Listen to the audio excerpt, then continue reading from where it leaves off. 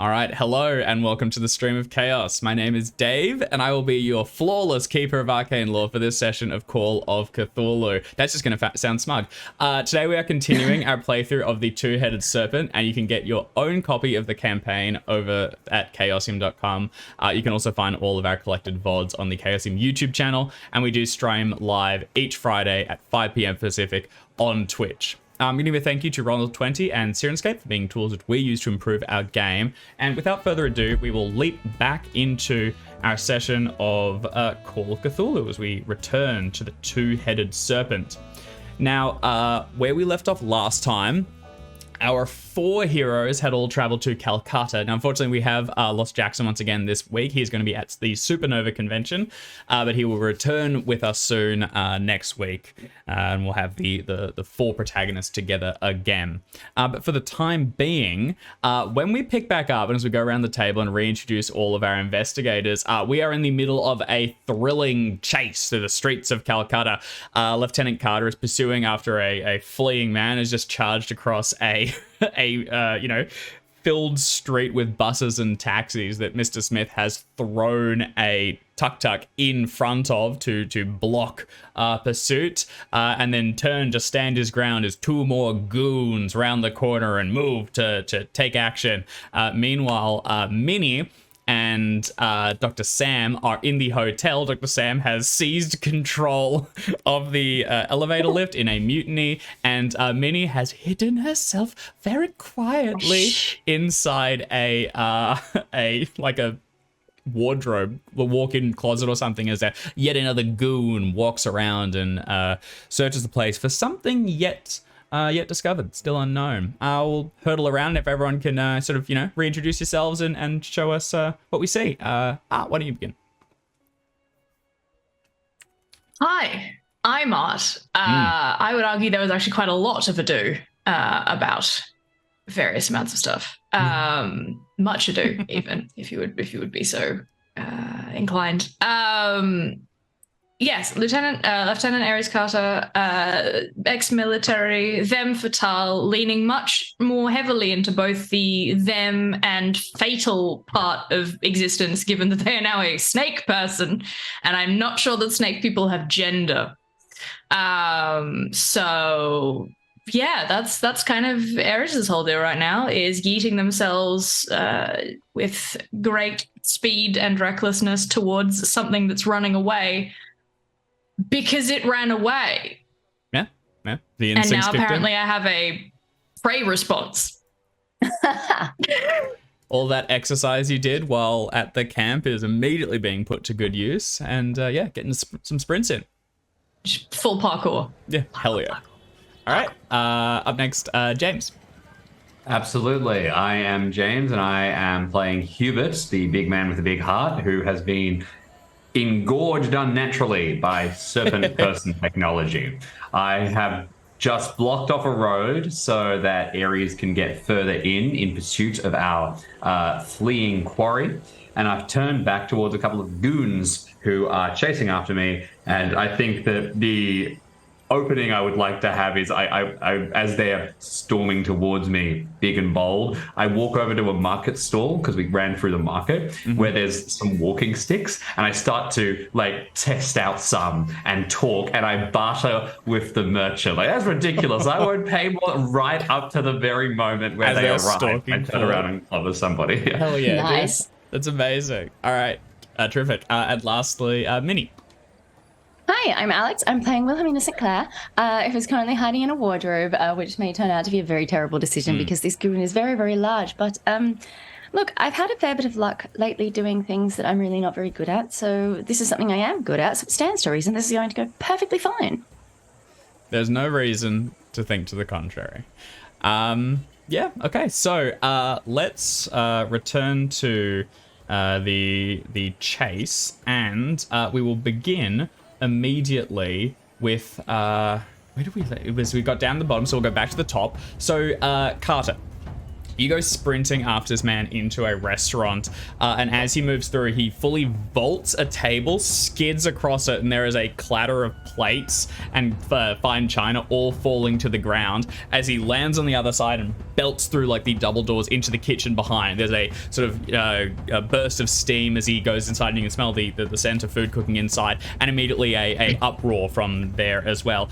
The table that he's just vaulted across was surrounded by a bunch of like seated, they look like retired military or something, a bunch of older sort of grizzled looking guys, and as he goes past, they all stand up and begin to hurl abuse after him. And then as they see you come bursting in the door after him, they all turn and move to start yelling at you as well, standing in your way. What do you want to do? Do you want to just throw a punch to get past them, or try and talk them down? I think for the pure joy of Ares being someone who is in like the military, is as they're running going to like snap a salute that would be considered perfect form while standing still, and they're doing it in motion.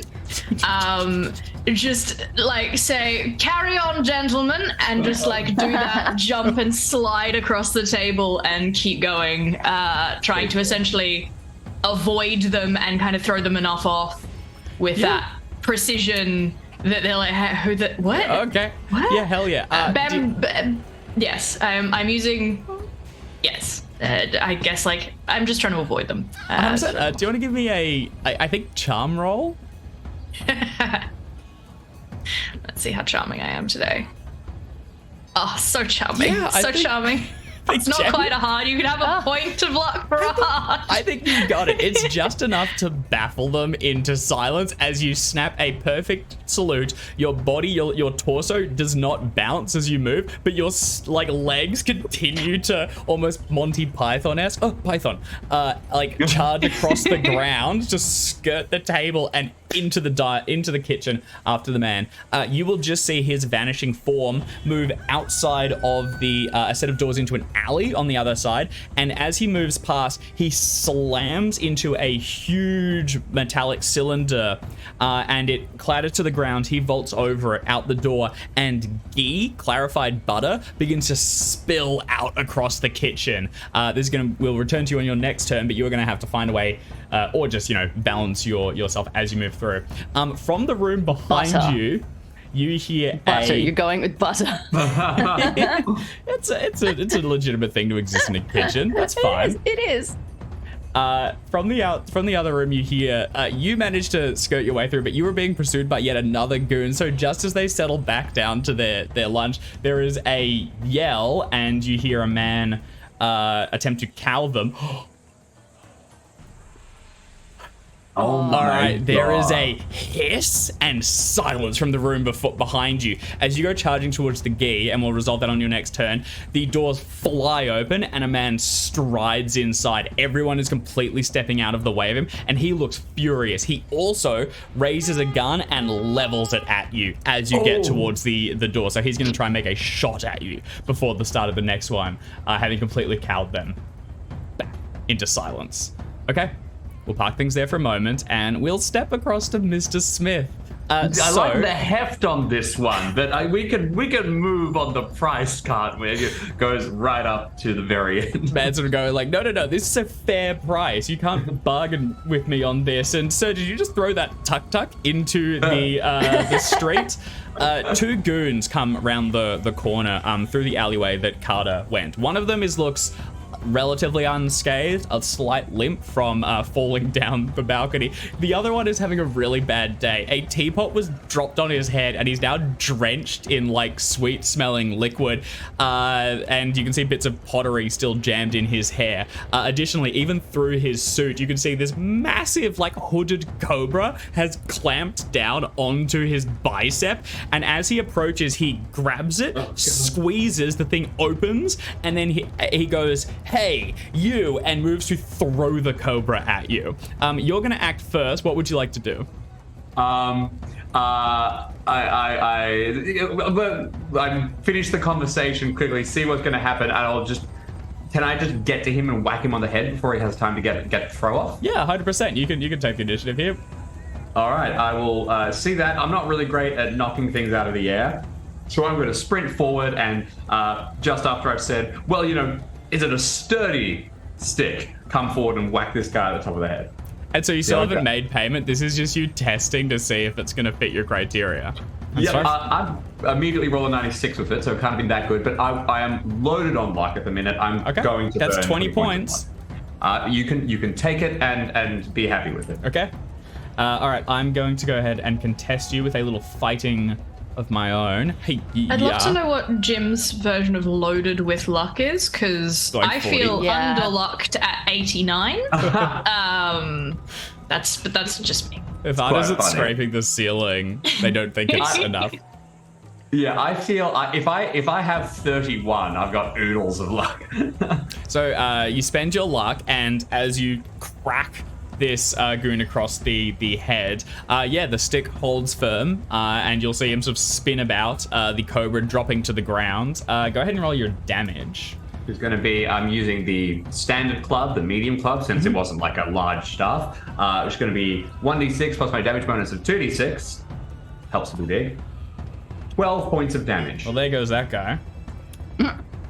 Immediately removed from the fight as he fully comically spins about, drops to the ground, and as he falls, the snake is released from his grip and begins to rise up into the area. Now, this other goon is going to take this opportunity to try and step around you and into the traffic, which is just beginning to maneuver around the destroyed cart. Would you like to try and stop him? I'm happy to say he'll need to make a dodge roll to get around you here, and you can oppose it with your own brawl. I'll just give you a penalty dice because you're kind of acting quickly. Could I swing for him instead of trying to just straight up grab him? Yeah, 100%. You've got the damage, and you're going to make use of it. All right, go ahead and make a. Let's go with that, and gonna come in at. I'm still gonna give you a penalty. Good start. Bonk. Well, I'll give you 3 points of luck because I've got so much of it. Penalty dice, Jim. Pardon me, sorry. Penalty dice. Penalty dice. Sorry. It's all right. Just confirm it. You're fine. All right, so that's gonna be an extreme. Nicely and done. 3 points of luck to bring it to an extreme. Okay. I'll roll mine. Yeah, he steps around, and I think he thinks he's past you. He moves around you to pivot, and then you can just finish the spin, extend the bat to its full reach, and crack him across the head if you'd so like. Yeah, absolutely. I'll just knock him flat. Okay, go ahead and roll your damage. Okay, so it'll maximize one of the d6s, which is the weapon damage, but the other one is going to. That's right. DB will still stay the same, so it'll be 6 plus 2d6. Here we go. Can I take him out? Oh, well, easily, dude. Now, this is pulp. So, do you think these are non-lethal, or was this just a very public display of murder?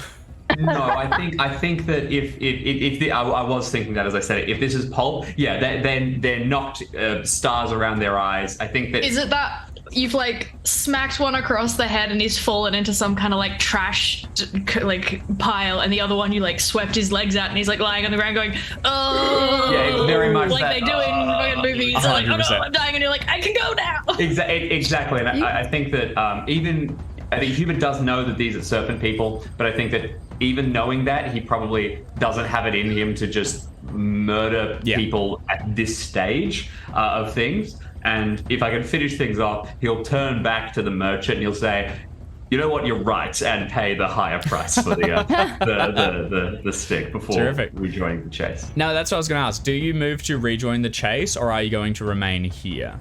Or even return backwards? I will rejoin the chase, I think, at this point. I know that Ares might be in trouble. It's probably good to be able to help. Okay, fantastic. You'll rejoin the chase. Now, there is the serpent that you're going to need to resolve before the end of this round, but it acts a little later, so we'll do it back at the top. Sure. All right, we go across to Miss Minnie.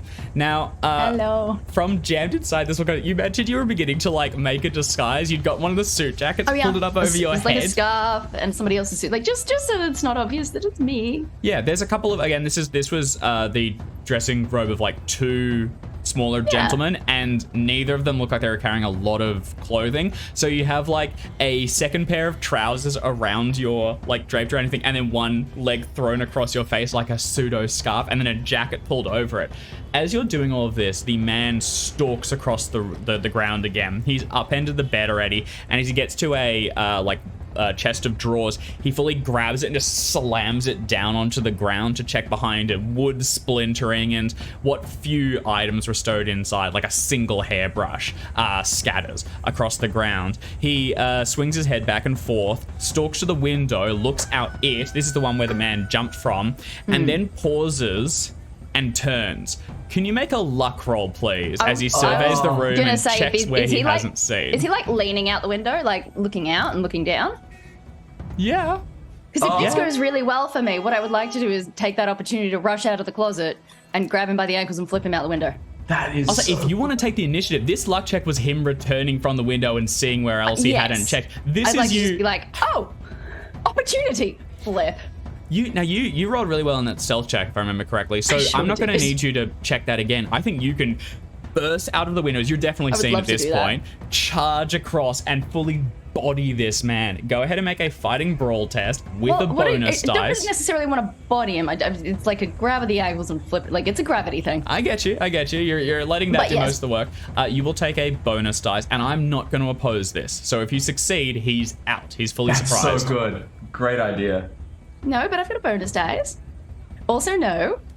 Oh. That's not a healer. So 23 points of luck, or this could be a sort of a pushing situation as you possibly go out with him. Could I remind everyone that I've got my Minnie has a pulp talent allowed to, I believe, attack twice. Get 2 attacks, yeah, 100%. And, well, it's either that or it reduces the difficulty by one level, or gains 1 bonus dice to stealth rolls. But if unseen, it makes 2 surprise attacks before discovery. Okay, yeah, 100%. Why don't you just go ahead and roll again then? So the first one, you slam into him, but you just don't have the momentum. And then as you get down to the ground, you grab his other leg and just heave upwards. Go ahead and roll that again, retaining the bonuses. God. Nice. Roll the bonus to see if that turns into a crit, Yeah, let's just see what happens. Case. Because that would just be funny. No. Okay. Yeah, 100%. You get, actually, you describe it. What's it look like? He's like leaning out to the window. He's actually, it's pretty like comically I burst out of the out closet there. and I give him like a shove and nothing happens, and then I'm like, gravity, drop to my knees and just grab his ankles and just flip him out the window. Heave him up. It's enough to get momentum on your side. And as he falls backwards, he slams onto the fire escape. Actually, at this point, can you give me a luck check? We'll see if he impacts the fire escape and has a chance to stay, or if this is him going all the way down. Here we go. But let's see if it will roll. If it's just delayed or no. Doesn't like it. Come on, might be delayed.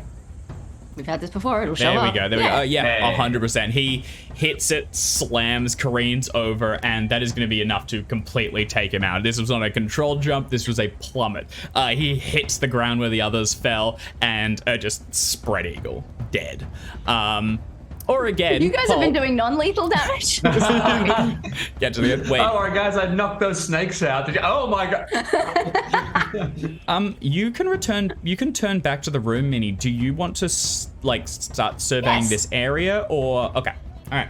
Well, anywhere I want to have a look at. I guess I want to specifically look for places that you would hide something that goons would not look at. Like, it's not like a toss the room sort of thing. I want to do more of a you can also more of do a kind of spotty hidden. Yeah, maybe. 100%. You can do a more thorough check, see if you can find anything else.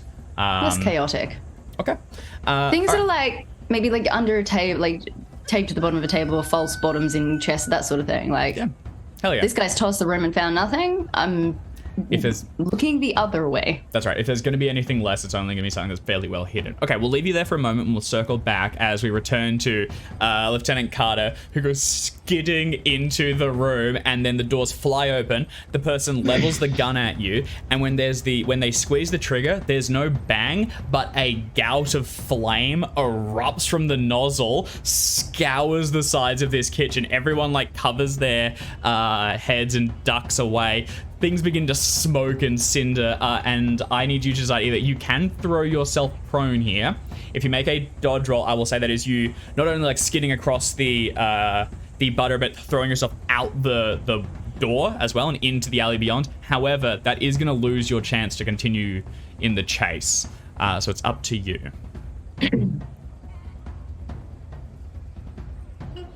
You are a moving target, so they're going to take a penalty dice on this. You're moving pretty quickly. They still have to succeed a hit at this point. That's right. That's right. You have to make the dodge checks before the. Yeah. Okay. Cool. You said there was a like thing of recently spilt ghee. Yeah, it's all across the center. It's right in your path. Ares is British, so Ares knows football. Sure. So Ares is going to put their foot on this thing, hop over to the other side, like flip it up, like flipping a football behind you, and then just turn around and boot this thing at the fellow as they run past to try and like smear the ghee in that direction so they have more to get through and give Ares a chance to piss bolt. So they're not going to be dodging the fire, but they are absolutely going to make life difficult for the other person. Hilarious. A completely newly introduced element of backstory is that not only do you know football, you're really good at it. I mean, we'll find out if I am. I'm probably 100%. terrible at it. If not, all they do is put their foot in it and just push it backwards in the hope that that'll do it. I'm trying to think what's the closest. I think honestly this is gonna be like a hard dexterity roll. Yeah. Before you roll this, so just straight to get through the ghee, it is a dexterity roll anyway. So I'm just gonna apply a penalty dice to this, and if you succeed anyway, you can do both. If you fail, you achieve neither. Is that right? So do I still have to get a hard, or is it just a success with a penalty? Just a success with a penalty. Because this is just you trying to this is getting past the ghee and also kind of hurling it towards them. Okay. And they're still going to shoot you regardless on this. You've just.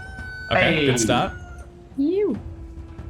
Yeah, nice enough. Yep, it's a standard success. That's so all you need. Very dexterous. Yeah, you're able to sort of like hop it, then get one leg behind it, spin it, turn, punt it across towards them, and as it goes skidding towards, they let out the burst of flame. Here we go. Let's have a little bit of a gun. Because if I'm really lucky, oh yes, it fires, and just as I'm really lucky, if I punt that thing towards them, they get a flaming river of ghee coming That's at them. exactly the thing, because it hits them in the shin. They go, as the flame is out, it rips across this ghee and just produces a lake of fire that this person still needs to get through. Now, you take this opportunity to finish your spin and drop out into the alley on the other side. Can you immediately give me either a spot hidden or a navigate check? To see, because this alley goes in two different directions. Spot hidden or track actually is probably the more appropriate. Okay, in that case, I would do spot hidden because I was like, my navigate's like almost the same as my spot. All right, let's do spot hidden. Yeah. Yeah, you just spot the tail of him going around the left-hand side. It just vanishes. Would a hard make it easier? Just needed to succeed. Easy, done. And then you keep on continuing after him. Is there any opportunity for, now that we're kind of going through alleyways, for me to see if I can, because I've seen where he's going, make something like an intelligence check to cut him off? It'd be navigate. Okay. You can do that on your next turn. You can take the opportunity to. What I'll actually say is, because this alleyway straight up goes like two different, it goes left and right. However, there are some doors that lead into other either like restaurants or shops and things on the other side. There's also probably like another like fire escape that you could try and leap up to and then climb up onto the roofs and then go running along for a little while. So you've got a couple options of how you might be able to cut them off. Let's go back for a moment to Mr. Smith, who, as you finish bartering with the man, you turn. The chaos that surrounds you is beginning to return its attention to you. There is a snake rising up in front of you. The man who you've just bargained with is clutching the bills and shaking slightly. People are moving around the tuk-tuk you've destroyed, and there's probably going to be a police presence imminently. Someone's about to turn up and start yelling at you. I need to get out of here fast. You know what? I think at this point, Ares is a chase master. I think that they'd probably like. I'm wondering if I just dip out and try to, yeah. Mr. Smith, have you not regaled us for this whole campaign about how good your track is? Oh, I think I got to follow. All right, let's get going. Yeah, All right. come on. All right. I will rejoin the chase if I can get away from this dang snake. Can you give me a dodge check just to basically, as you power past it, you could try and brawl, but that will be you spending your turn here, basically. Bopping with the snake. Could I argue survival? I know snakes well enough to like know the strategy. You could, but I would say that's going to be nature or natural world or that the whatever animal interaction buttons you have. Oh, you know what? Yeah, I can see survival. I can see survival. But you're going to oppose it with this thing trying to bite you. And that might just be how much it really wants to bite you versus how much you want it not to. So go ahead and Fair survival. enough. All right. In which case, I'll give you 8 points of luck. Okay. If it gets a hard, it will win this. I understand. Yes. Snake time. Damn it. All right. It doesn't even lunge at you in this circumstance. You're able to like back away and keep it at length. It hisses and rises moving forward, but you're able to move around it. And then as you go into the traffic and continue on, that was basically just you leaving that. So this is you entering the next section. Things have begun to speed up at this point now so that they are moving again, and I will need a dodge roll from you to try and make your way through. Right. It's probably a little slow still, so you can take a bonus dice on this. Oh, okay. Well, that's luckable. Let's just burn some luck. I've had too much of this. I'll give you another 11 points. Okay, all right. Yeah, you're able to... Jim, what's your idea of too much? What's your idea of too much? 75. Now I'm 34. Okay. How much luck do you have? Well, I feel like I'm a little under lucked at the moment. I see. I'm sitting on 89, which is not. Right. It's not. Just I prefer to be like, you know. I mean, I've got the 9. It's just in the wrong column right now. It's really good. I just wanted to loop chat in on that little. Yeah. All right. Yeah, you're able to like... What's it look like actually you moving your way through this? Is it presumably not like a super dancing fluid motion, or is it just a lot of stopping and starting waving your hands to keep your balance? I'll lean into the fact that I'm spending an ungodly amount of luck. I think that it is just, every time I sort of get up to someone, I just kind of look and there's a path that's emerged. Excuse me, kind of just wandering through. So sorry. Sorry. Okay, yeah, you make your way across the street, and by the time you get to the restaurant, they're all sitting, and you like walk through the jingling door, or you jog through the jingling door. Everyone is seated, and they're all very awkwardly looking down at their like placemats or the menus, even if they've already ordered, and you can see the door still wobbling slightly at the where the kitchen, and it's like on fire and smoking, but they've all been so cowed into silence by the serpent person that went through that none of them want to utter a peep, and you can just kind of make your way past them and back into the chase if you so choose. I will do so. Okay, terrific. Let's go back across to Minnie in the hotel room. Do you want to give me a spot hidden roll? And is there any particular strategy you're employing? Well, him tearing the room apart like this hasn't seemed to didn't yield very many results, but it may have uncovered strange things that didn't fall the right way, or show areas where he obviously missed, or if he's torn the room apart really, really well. That indicates to me that there'll be something hidden, like a false bottom in a drawer or that sort of thing. If he's torn it apart super well, if he hasn't, there'll be bits he's missed, or it might have revealed something. Okay, 100%. Basically, just using what he's already done. Yeah. So yeah, don't check the obvious places; they've already been checked. All right, go ahead and give me. And I'm also going to put my hands in the pocket of the coat that I've put on, just in case. Okay, yeah, 100%. Make a spot hidden roll, please. I am going to give you 2 points of luck. Okay. Yeah. On 2 points, you kind of confirm an absence of stuff. You get a little bit of insight. One is you find it's like a hat box. So it's one of those circular ones, except it's packed with cushioning on the interior, and the walls are very thick, so that whatever was placed inside it could be heavily secured. And dimension-wise, the inset is very crown-shaped. This would be able to take it. You can also find like slipped under a like an interior ribbon or something is a very rough sketch of the same design you saw back on the like almost hieroglyphs in the Temple of the Dreamer.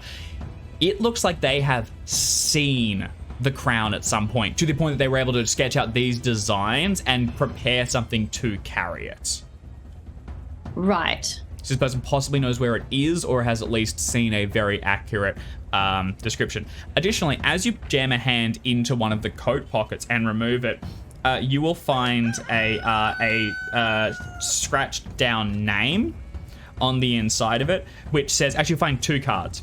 One says Vatsala Kumtakar, museum curator at the Museum of India. You've actually already said that name in the article that you found that led you here.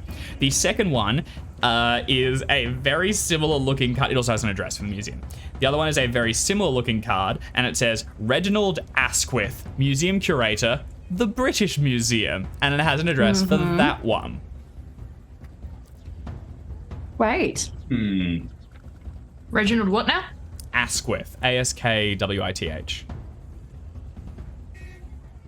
Yeah, Asquith. Just as you're finishing this, sort of like scouring the room, Dr. Sam will emerge in a little bit of a hurry. Yeah, and slightly frazzled. And he will say, Minnie, hate to rush you, but she's downstairs, Miss Meadham. So we need to go or we need to hide. She's probably coming here.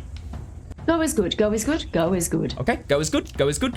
He'll hold the door open for you. I don't trust her at all. Nope. Where do you plan to go? You do have your own rooms. I think what we should do is take the fire escape down to our room. Okay. Because she knows this. She knows that this room exists. She knows this is where 100%. she sent goons. This is where she is coming. If we go, if we leave via this room, we could run into her. If we leave via our room, she doesn't know we're there. It's, yeah. My last pitch, because I'd hate to tempt you with something that could lead to disaster. If she's coming into this room, is there any part of you that wants to possibly linger nearby somewhere to maybe hear what she says or hear what she does? Like, do you want to leave all of me. Do you want to leave a maybe, window open? Yeah, out on the fire escape. Okay. Leave the window cracked. All right, hell yeah.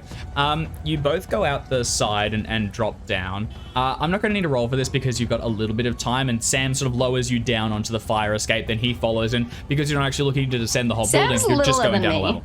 Oh yeah, he is too. You lower Sam down the fire escape, and he makes sort of grabby hands at you to be hauled back up, and then you drop him down. He goes into the room, and then leaving that window open, you could stay on the fire escape to listen in. Otherwise, from your room, it'll be harder to hear.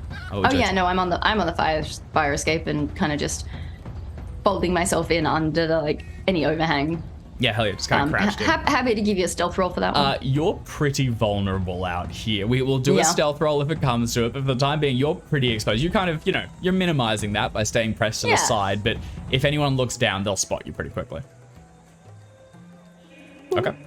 All right. We will park you there for the moment and go back to Lieutenant Carter, who's just torn into this alleyway, looked both ways. You've seen the way that the man has gone.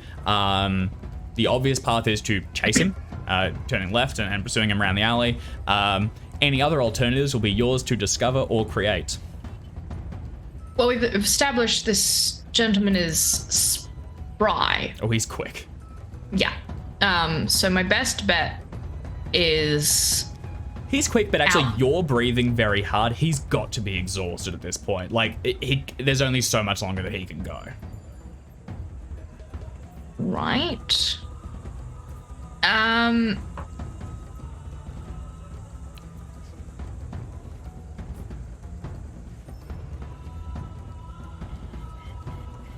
I suppose if it's likely he's tiring, then I suppose continuing to at least see where he goes, because you said there were also doors and things like that, so there's a chance that if he ducks into one of those instead of going where I think he is, that's going to be a problem. He's emerging. He's left the alley and he's back on a main road and heading in like a one of the cardinal directions. Doesn't matter.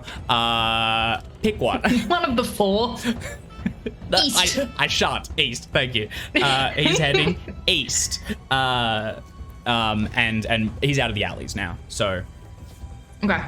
I mean, my option is to continue booking it after him, or to try and get up on high and get a better look at where he's sort of going, or just get up away from everything on the street to give myself a bit more of a like beeline as the crow flies. 100%.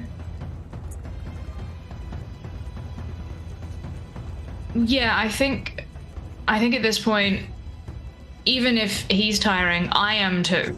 I'm quite fit, but not, I can't do this forever, although I do wonder whether the physiology of the snake is helping at all with this, given that apparently I don't get as warm as I used to. I don't find things as uncomfortable. You can still overexert, but yeah. But it keeps telling you to lie down and wriggle instead of run, so it probably kind of balances out. It's like, lie on that rock, lie on that sunny rock.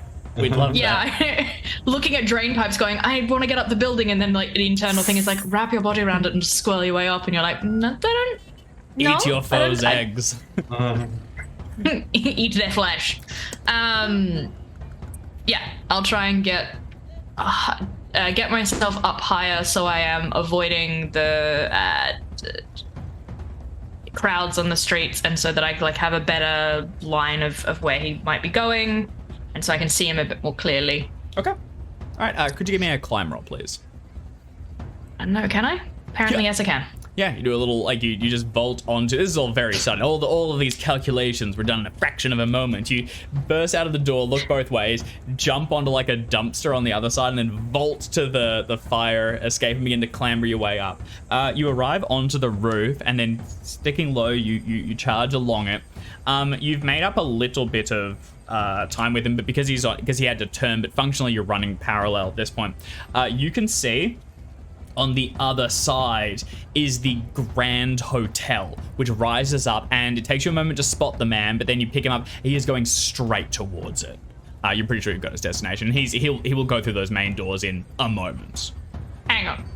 Is the Grand Hotel where we were? You're at the Great Eastern Hotel.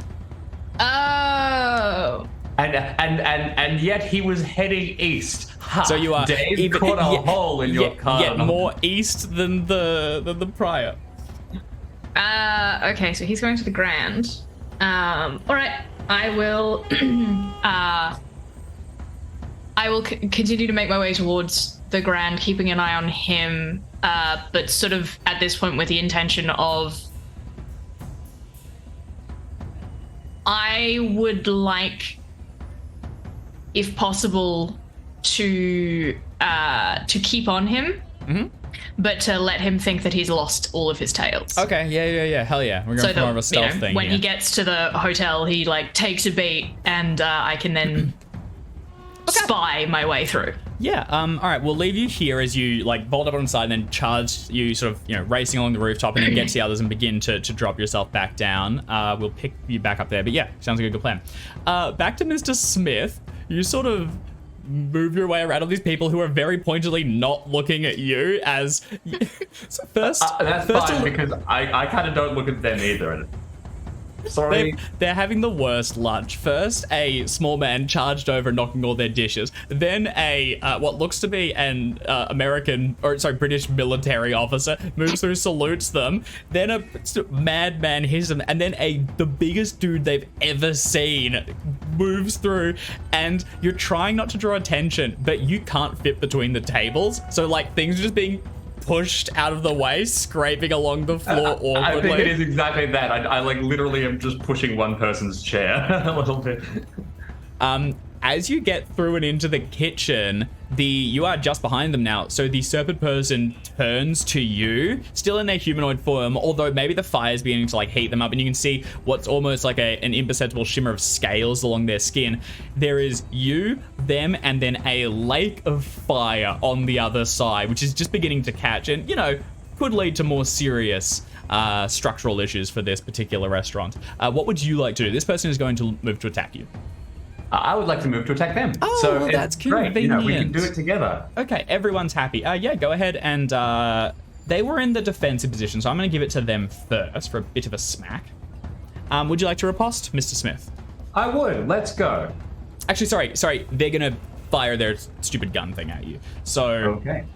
Oh, no, actually, you close the distance. You close the it distance. anyway. So I already rolled, but it's irrelevant. Okay. Actually, they are going to try and attack at you.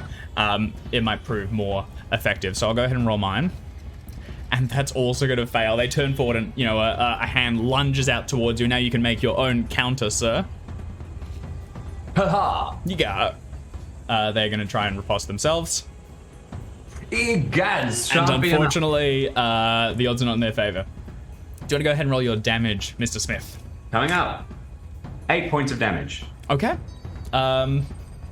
This one's still standing, but not by much. So we will leave you there as you and this thing wrestle in the room, now filling with fire, smoke beginning to Smells delicious. It does smell delicious, unfortunately. It smells really good.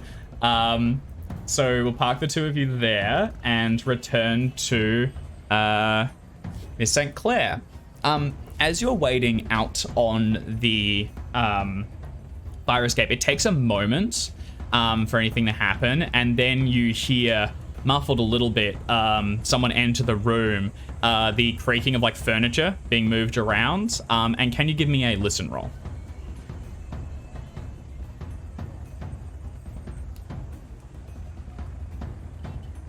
Oh, you're muted, I think.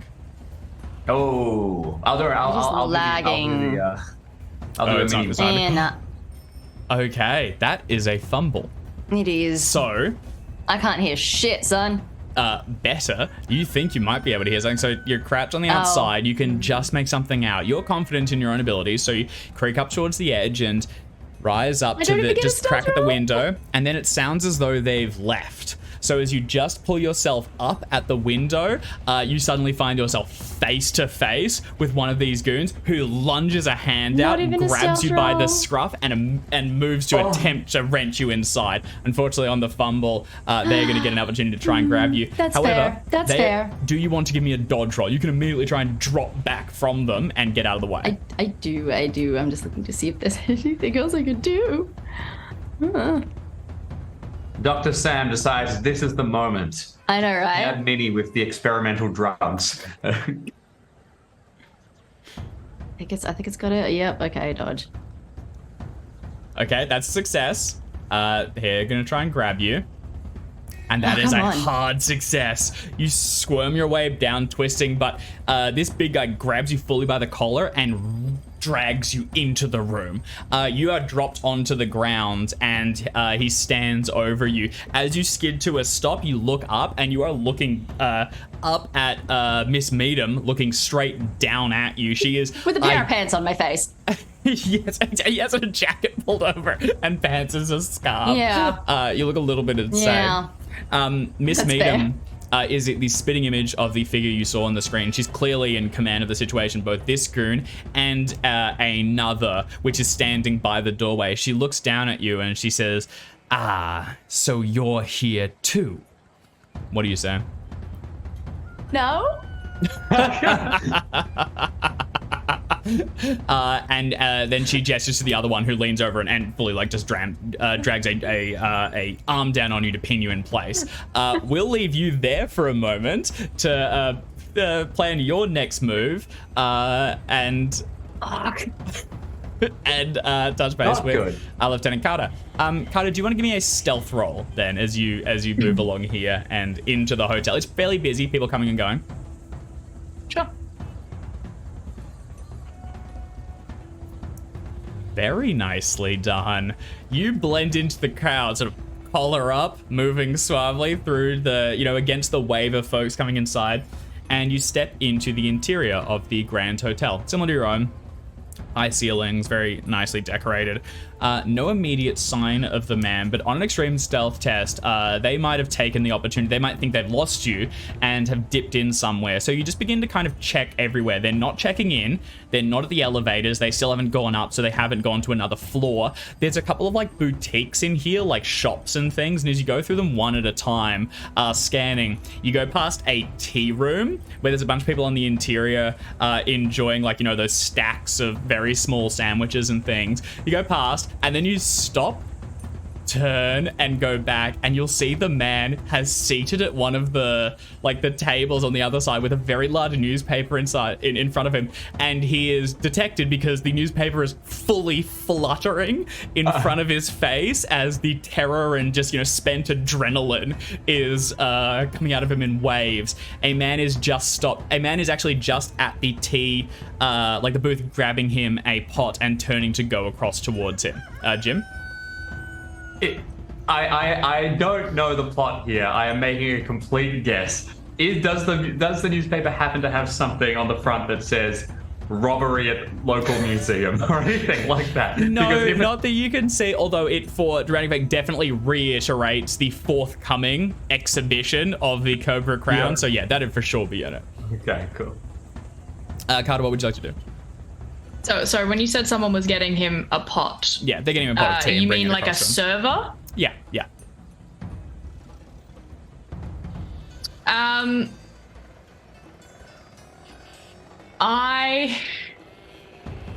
would like to Han Solo this, please.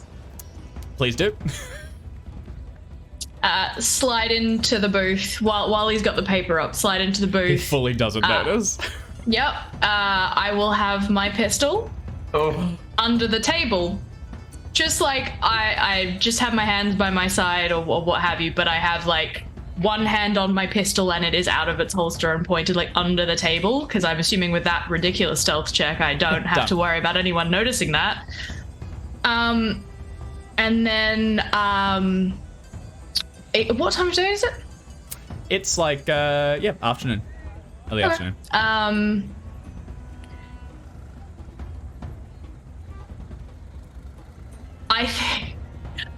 I'll wait for the server to come over and I'll just go 2 mugs, thank you. So you slide into the seat. You can see him shaking under it. He's a small Indian man in a sort of tweed jacket, although it is fully drenched with sweat from the flight. Also, it smells like, you know, the restaurant that you went through. You can see where, you know, it's been dinged up in travel. The thing's shaking. As the server comes over, he moves the paper to the side so he can see the server, but not you, conveniently. And he looks up and he sees it coming over and nods. Then he hears 2 mugs, please. Oh, Yelps. an extra mug, thank you.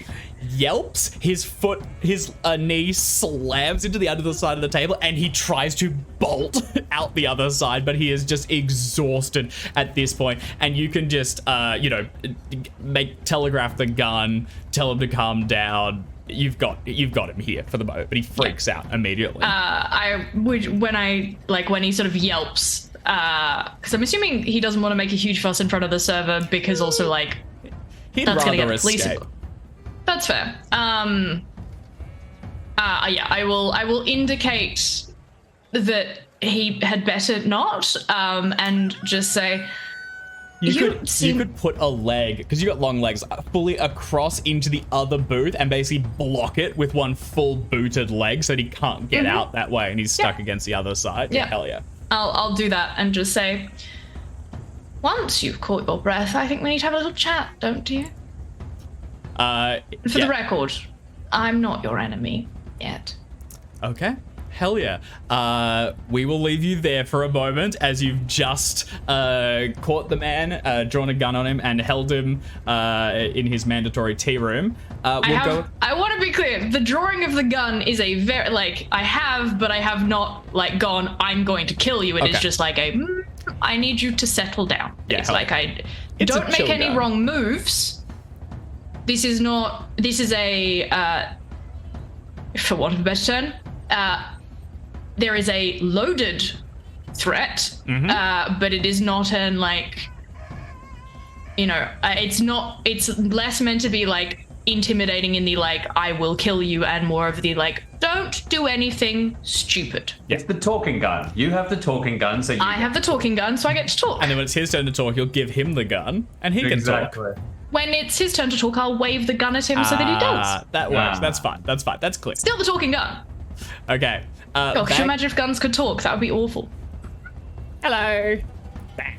Bang. So, Hubert, you and they wrestle along the ground. There's a swipe, there's a slug. You both go to the ground at some point. This whole place is burning on fire, and smoke's beginning to coil up around the outsides. I'm going to ask both of you to make dexterity rolls at this point, just to see if you can avoid the slick oil flames. So both you and your friend. That's well done, Hubert. Not bad. He also gets around, and you're getting cornered by it, but the two of you are able to avoid it for the time being, and we'll go back to, it's each of your turns. Now, once again, he's going to act first. He's got the higher dexterity, and I've got him placed higher on the initiative order, so I'm pretty sure he rolled higher on the last time. With the two of you in close, he drops his jaw and moves to try and bite down on you. Would you like to give him a smack, or would you like to dodge? I'll give him a smack. Let's give him a smack. How's that go? It's fine, whatever. Well, he might extreme. We'll see how he goes. He might. He unhinges his jaw, and I imagine before he could even close the disc, he's just clobber him. I reckon that that open jaw is a great target, and I'll whack him in the head. Yeah, he's slammed down and out. You can stand up, begin to brush some of your suit it's holding together, but it's beginning to see a bit of wear and tear. What would you like to do? I will bend down, grab his stuff. I would like that fire pistol, done. for example, and then I will try and leave the scene as best I can. Leaving the scene back through the restaurant or through the burning fire? Back through the restaurant is back into all the police and everything. I think I'd go through the fire. Okay, hell yeah, man. Flames are less scary than, Funnily enough, that was still you just reacting to him. So as far as I'm concerned, you haven't taken an action yet. So he stands up, you get to the fire, you just clock him, take his gun, and you can try and go through it. Make a dexterity roll. We are going to increase this to hard at this point because it's also on fire. Could I argue, could I go for a constitution instead? Could I flip up my coat and just take it, or nay? Yeah, for sure. Do you want to there's I imagine they're doing the dishes just to the side, you can take your jacket off, plunge it through the water, pull it over your head, and then just stride through it. Yeah, give me a constitution roll. Excellent. Extreme success. Far out. All right, nicely done. I don't know why I gave myself a bonus die. It was just, because I have a top talent. You have the talent. Yeah, holy shit, dude. You just wrap it around everything and just push yourself through the fire. From the outside, when you emerge from the door, there is this huge flame that's beginning to come into the interior. First, a silhouette appears, and then, the black outline form of Hubert just fully squeezes through the door to the side, blocking out the fire, and then dropping onto the exterior, letting the sleeves fall back around your arms and fitting everything back into shape. Nicely done. There is no sign of where to go next. Tracker. Oh, hell yeah. I will find them. Roll the track. I like it. 6 points. Every time you do this, I forget you're actually not that good at tracking. Okay, well done. 6 points. You're able to see Carter's direction is probably the more apparent of the two. So you can see one trail of the Gee footprints, right? Huh? They're Gee footprints, genuinely, like the trails of melted butter left in a line. That's a good point. He did go through before it, but he might have traipsed a little bit. Yeah, you can see enough that he goes left. Then you're not. By the time he gets back into the main road, you're stuffed. You got no idea. But you can also see that one of the ladders dropped down where Carter went up, and based off those two, Carter didn't go onto the ladders on the other side, so the man must have gone left and then turned right, heading in that direction. Do you want to follow the ladders up, or do you just follow the footprints? I will follow the simplest one, I think, so whatever I have a stronger taste for. So getting from that one, you can emerge out onto the side, and then looking in that direction, the biggest figure of note is certainly the hotel. Everything else is fairly And you also will be kind of aware that lesser forms than yours would be really exhausted by now. You're kind of just getting started. You're just limbering up and getting into the marathon. Yep, easy. So you can head towards there if you wish. Will do. Okay. Miss St. Clair. So, you are pinned by one of the men. He puts like a large foot on your chest, and Rose crouches down and cocks a head at you, and she says, "And now, what are you doing in India?" Me personally? You personally? Right. Well, I'm looking for the crown. Obviously, we're all looking for it in different places. I'm here. We have Mr. Smith is looking, continuing around the Iceland area. We've got Lieutenant Carter is headed back around to Borneo in that region. Sam's gone south, way south. We realize there haven't been much activity in Australia and New Zealand. That's what I'm doing. So, tell me then, if you are here, where is Salathan? Where are you based? Salathan? She blinks and says, Salathan, you're still working with him. Salathan? Don't play coy, child. I'll have your head. I'm not playing coy. I just don't know. Can you give me a psychology roll? I mean, I can give you a fast talk roll. So are you playing coy? Have we heard Salathan? You've heard it before. Yeah. You've never quite twigged. She said it previously. She said it and Tyranish have both said it. She said... You've not identified who it is. She's basically said it as one of the other kind of... It's like another major figure, like another leader in something. That's and right. she's the one who said that we're working with them. Like I think she was the one or something, yeah. She said it when we were in in the Zoom call. Control room. In the Zoom call. Yeah. In the mind control fun times. And it was definitely on a that's the name we haven't heard before. I don't know if Tyranish explicitly said that to us, or if she did, it would. No, it was like a slaves to Salathan or something like that, right? Yes.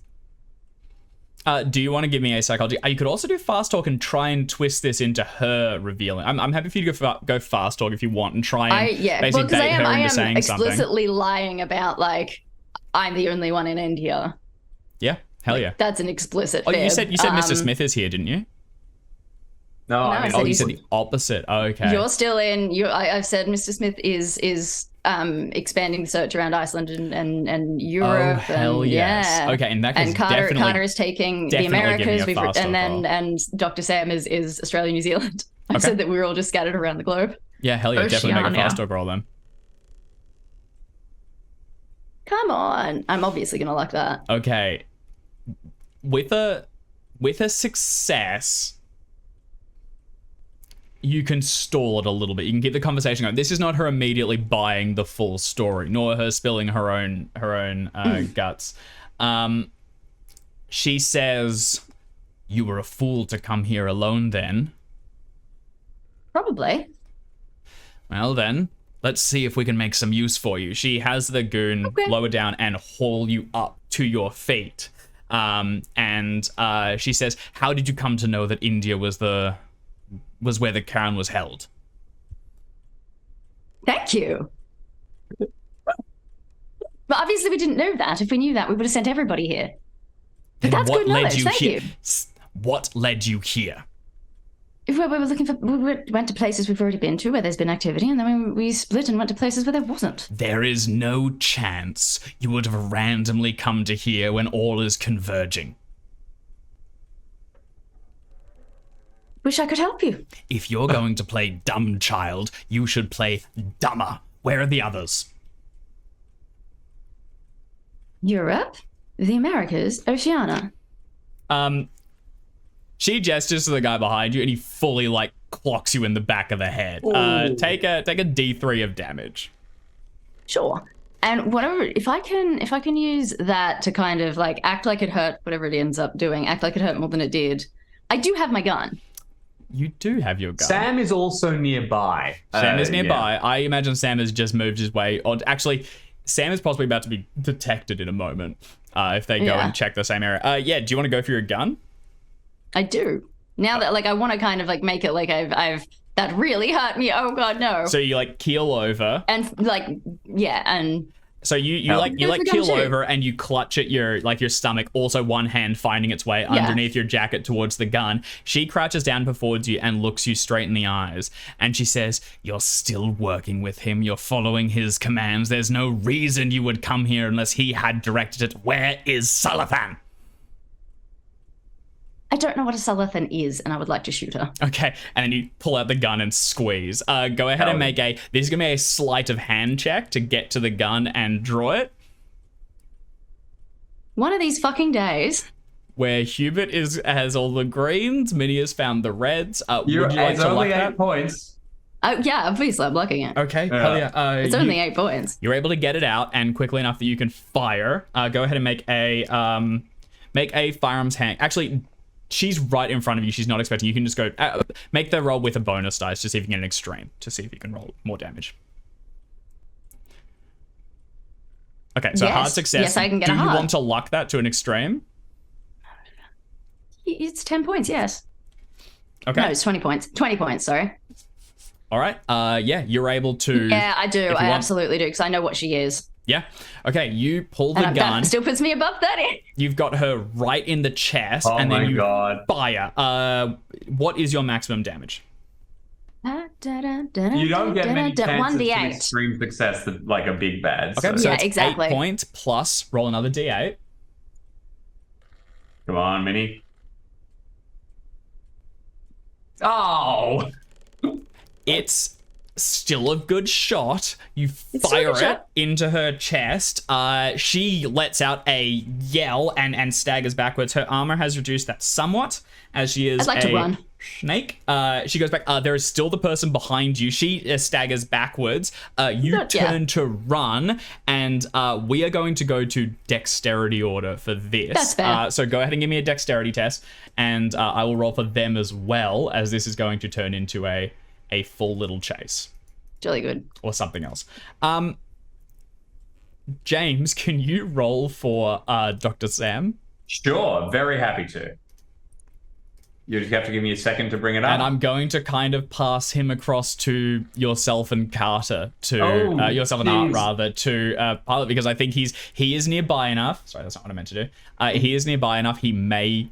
That's not a good No, sign. but I mean, I suppose that if he was listening in, I would have tried to make it pretty loud that I've Oh, said he'll definitely hear that. He'll definitely hear the gunshot. Yeah. I think he may as well enter the scene. All right, Minnie, how did you go? regular success. Regular success. I'm just gonna roll for. We're taking control of Dr. Sam. Okay. So how did Sam go? Regular. Sam got a success. Okay. It's just the goon. So the first one to act is going to be. I'm going to move this across to all of us because you guys are kind of piloting Sam in this one. So Make a Latin check. Art, just a quick catch up. Minnie drew a gun and shot Rose in the chest. It was a big hit, but not enough to immediately take her out. And as she turns to run, the goon is going to reach out and try and grab at her. Minnie, do you want to give me a dodge roll as the goon tries to catch you by the collar once more? I do want to give you a dodge roll. Okay. That would be good. Yes. All right. Would you like to spend any luck? No. Okay. All right. He's going to try and grab you. On a success, you will take this. And that's a success. You wheel around him and bolt. What direction are you going? If you go out through the main door into the lobby or into the hallway, there is another goon posted by the doorway, or you can go back out to the much traveled fire escape. I'm gonna try and get past the goon in the doorway because that way, because I've just shot Rose, so she's probably just gonna take a second. Getting past her might be okay. But mostly I don't want to go past our room. Oh, okay. And expose Dr. Sam any more than I have to. Okay. All right. You can get out into the hallway. This one's only just beginning to react, so he won't move immediately. You skid along, slam into the and I'm absolutely wall on going the to other start side. screaming and trying to raise attention. I want people to show up now. Okay. All right. You just start yelling as loud as you can and bolting for the elevators or for the stairs.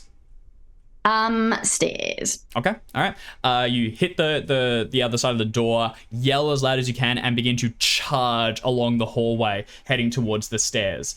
It is going to be Rose's turn. She, keeled over, turns around, hisses, cut her off, and then goes out the doorway behind you. You're running as fast as you can, and suddenly you begin to feel something crawling up the small of your back. You get towards the door, which opens out into the stairs, jam your back against it, and begin to twist your way through when you can see Rose on the other side. One of her hands extended, and some, pulsing heat wave around it as her fingers begin to blacken, and then she lets out a scream.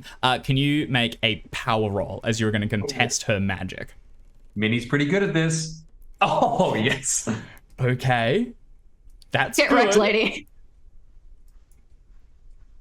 Far out. All right, she lets out a scream, and you just kind of keep your own sense of stealth and are able to repel the attack, get through the doorway, and begin to charge down the stairwell, running as fast as you can. I'm just gonna look at her like she's a bit weird.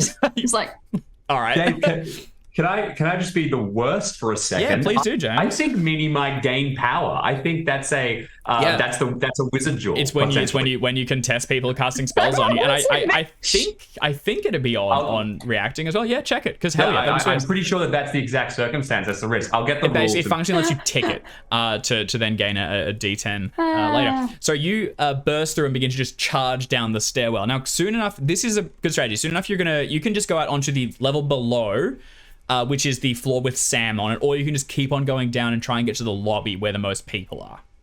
Yeah. I'm going to go down to the lobby. Okay, all right. You keep charging. The goons are going to... One of them goes charging out after you. Now, the other one, moving to cut you off, is going to take the fire escape. So... Really? You're just not going to try the elevator? Thinking the elevator's going to be quicker? The fire escape is what they all went through for after the other person, and it's right in front of you. It's also the way you came from. That's where they found you. So they are going to use that. Given Sam hasn't had to enter so far, he can easily just step back and stop it. But Sam will at least see one of these goods drop down onto the fire escape, lower it, and then begin to descend. We'll leave you there for a moment then, Minnie, as you go charging down the stairwell and out into the lobby. And we will return to Lieutenant Carter and the man now held hostage. What do you say to him? Well, the first thing I said to him was... You're not his enemy. I'd like to have a little conversation. I'm not your enemy yet. He shakes and holds his hand up and he says, I don't have it yet, okay? I promise we'll have it soon, but just let me go. I'm sorry. I am sorry. We tried to deceive you. I'm sorry we didn't have it yet, and I'm sorry I don't have it now, but listen, you can't kill me here with all these people. With all these people, they'll know it's you. They'll put it together. You can't do it again.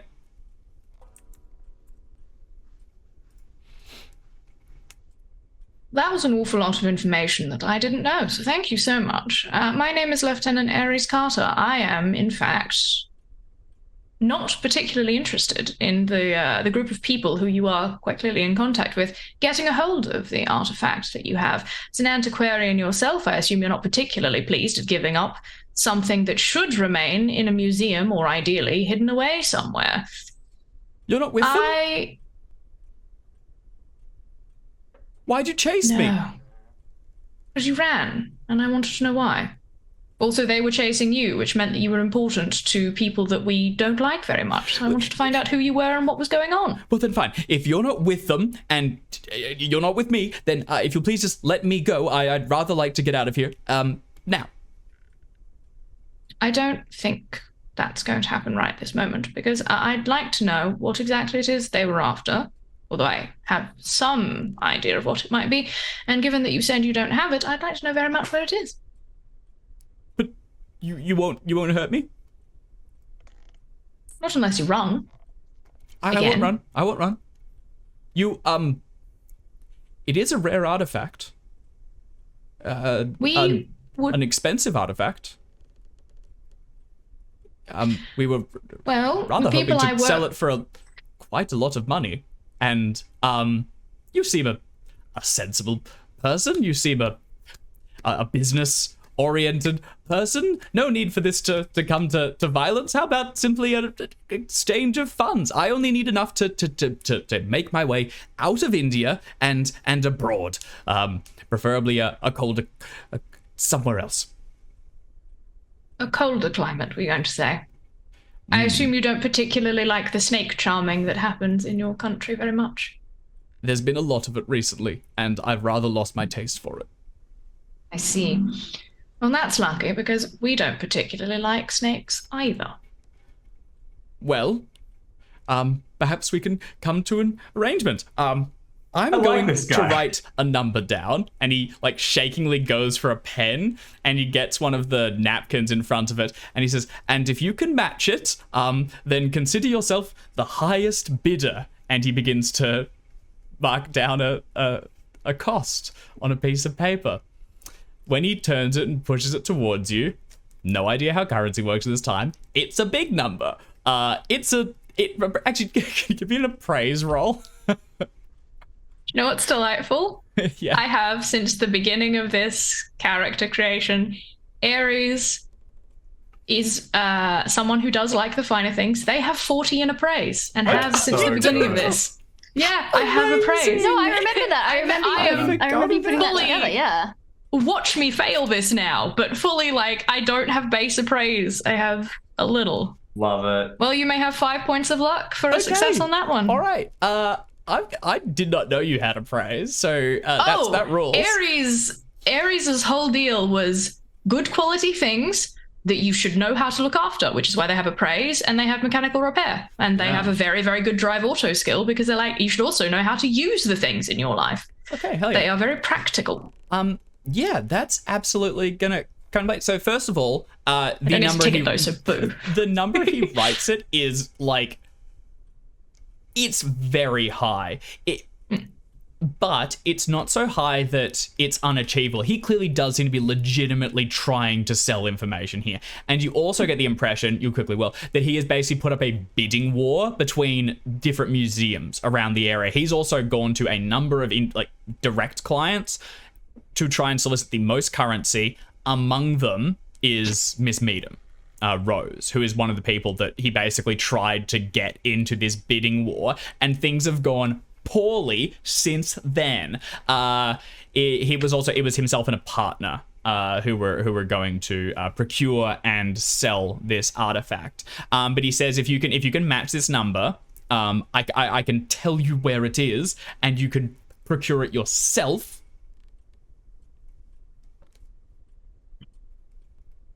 You seem to be in a rather large amount of hot water, if you'll pardon the pun, as I pour a cup of tea for myself. And I will fill his cup as well, and just say, what would it cost me to get this information and to assure you that the most enthusiastic bidder you seem to have at the moment is no longer a problem for you? Because I can give you all the money in the world. But that's not going to help you if Miss Meadham decides you shouldn't be on this world anymore.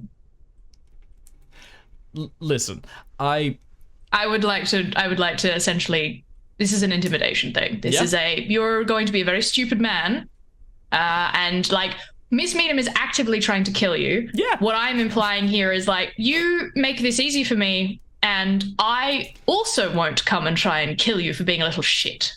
100%. Yeah, go ahead. But I'm being nice about it. Make an intimidation roll and take a bonus dice. I think your pulp talent will absolutely apply here. Well, Nice.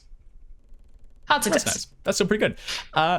Yeah, he gets it, and you're the sort of the charm edge of this is enough to keep it pleasant, but very much telegraph the threat.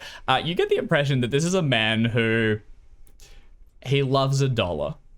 You know, he really does. And you suspect this man would do some pretty stupid things to get one. At the end of the day, when he got the scent that you might be willing to pay, he kind of immediately fell back into old habits. And you could pretty easily see how he got himself into this situation. If he actually has the trail on where the crown is, he probably could have legitimately sold it to someone early on and made quite a bit of money and gotten out of Dodge. He has since started a bidding war. With some very powerful and dangerous people. Yeah, you kind of bring him back down to earth, and he says, yes, listen, I need enough currency to get out of here and start a new life. It can be less, and he strikes a 0 from the ludicrous number, bringing it down to moderately. Is the number that I'm looking at now a number that Mr. Smith might have at his disposal? Yeah, for sure. Honestly, the higher number Mr. Smith could probably... Mr. Smith, is very, very wealthy. What's your credit rating, Jim? In that case... in the 80s somewhere. Yeah. Mr. Smith, that would be like asset adjustment, but Mr. Smith could pull it. This new one is wireable, you know? Okay. I also have a credit rating of 50. I assume that would be assets for me. You could figure this one out. Yeah, that's right. Yeah, okay. As you're talking, as you go, and there's a short negotiation. For one, this man's name is Tulsidus Fikmaji. That's his name. And he will introduce himself to you at this point as a person with a keen interest in artifacts and a desire to soon move overseas. I think what I'm kind of presenting him with here is, and something that I would also like to negotiate. I'm not going to do the actual conversation because I think that's whatever. I would like to get, as part of this, a list of names of the other bidders on the basis of, if you want me to make sure that you have a long enough life to spend the amount of money we're going to give you. I'd like to know who else is after this thing so I can make sure that they don't come after it and they don't come after you.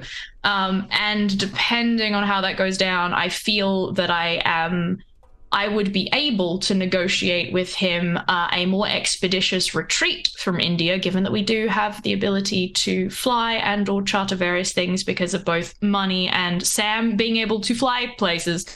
Essentially what I'm doing is saying to him, if you side with us, we actually might be able to get you out and get you safe and get you a new name and all that kind of stuff, because we do have the contacts to do that. 100%. Versus you screw us over and we have the money, contacts, and resources to make sure that we're not going to find you, but we'll make sure every single other person on this list. 100%. Also, if I can just jump in, Dave, quickly, I was pretty hot on the heels. If it helped, I don't want to necessarily jump into the scene, but if I rock up... I'm bringing you in right now. So what I was going to do is no, you're right. As you're negotiating, he's warming up to it. You're coming to a point, and suddenly he freezes, and he goes, "They're here. They found us." And he pulls up the paper and shrinks down behind it. And as you turn around, you see the enormous form of Mr. Smith going past through the lobby. And I will just turn around and go, "Mr. Smith!" No.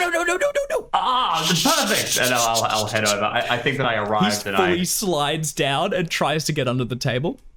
I think that perfect. I'll just head straight over. When I arrive, I think I Mr. Smith went up to the hotel desk and I was like, I'm wet. I lost my coat. Yeah, I'd like to take the napkin with the one crossed 0, turn it around and go, "Mr. Smith, do you think that we could arrange for this sum for the gentleman here for some information and a secured passage out of India?" Certainly. I think I would have had it on me, but I had to pay off the man who threw it. I threw his car, and also I bought some sticks. Anyway, you're with them.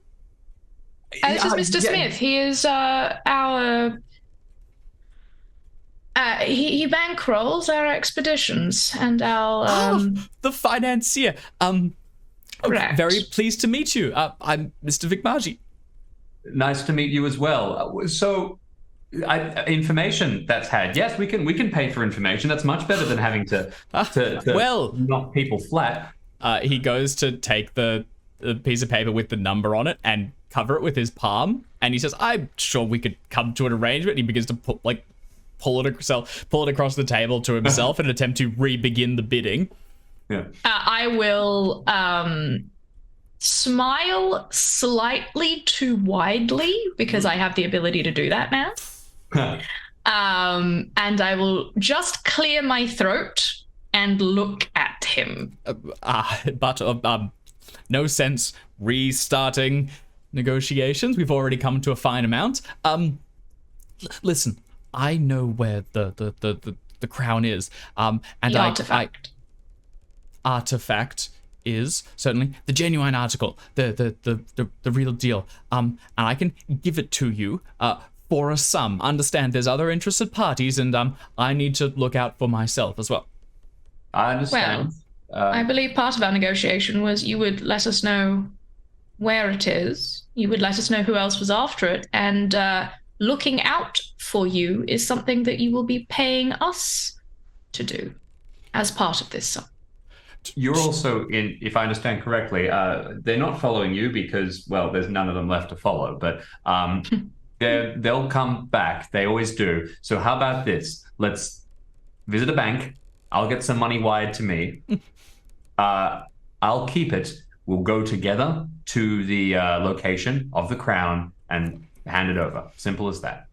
Okay. And once it's transferred, we will assist you in getting out of the country as expediently as possible, as we ourselves will need to be living Or rather if you want to expediently. see the back of us because you don't trust us or anything, that's fine too, but we are very willing to help.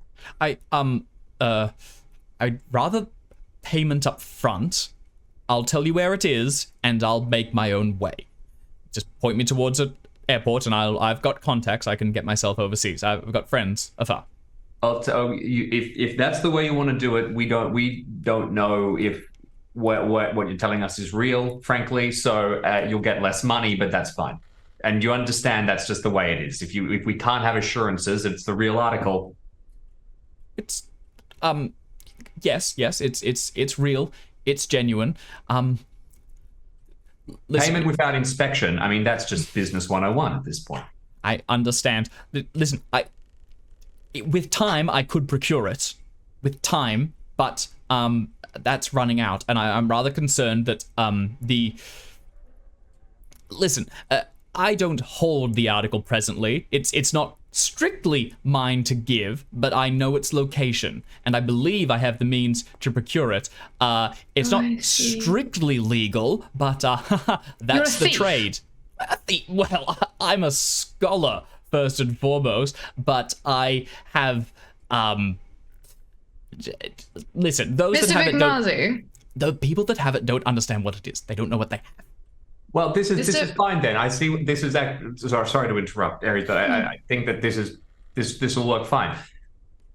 We'll give you money and we'll book you onto a flight that we know where you're going to go, basically, and that's fine. If what you've told us is true, then everyone's happy. Otherwise, we'll meet you at the other end. Certainly, yes, that will work. That will work fine. That's quite fine. All right. do we want, if Mr. Vigmazi is in fact a talented scholar, as he seems to imply, Great talent. then perhaps it might be worth utilizing his scholarly services to acquire this as part of a I think infiltration. the man wants to get out at this point, and frankly, without meaning any offense, I don't want to start another bidding war at the other end. We've got a good deal here. Everyone can get away Very happy. true.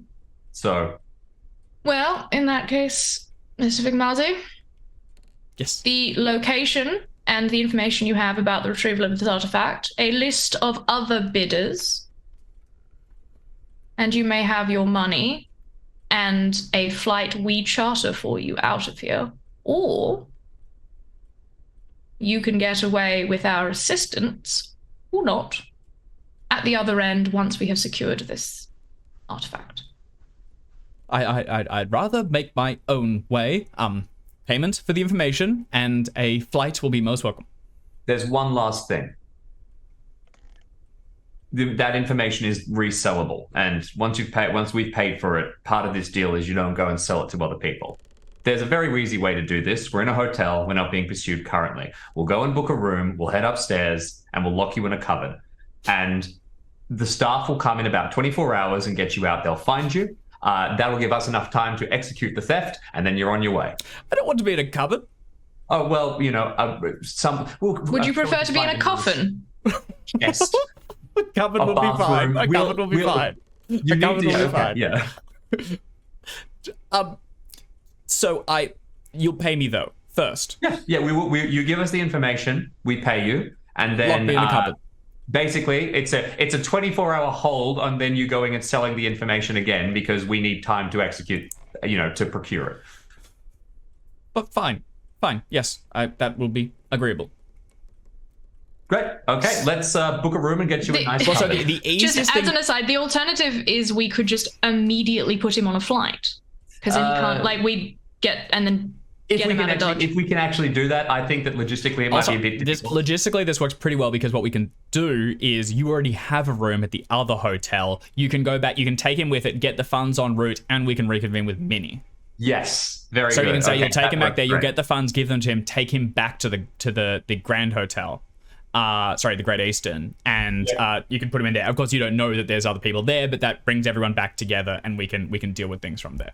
That works great. And basically, I just don't want him to sell it to us and then immediately go and sell it to Rose as well. And So well, we should. Part of it is the reason that I'm getting a list of names is because if he does decide to try and sell it to someone else, we do have a good idea. We can at least have an idea of we're going to know who they are. They might not know who we are.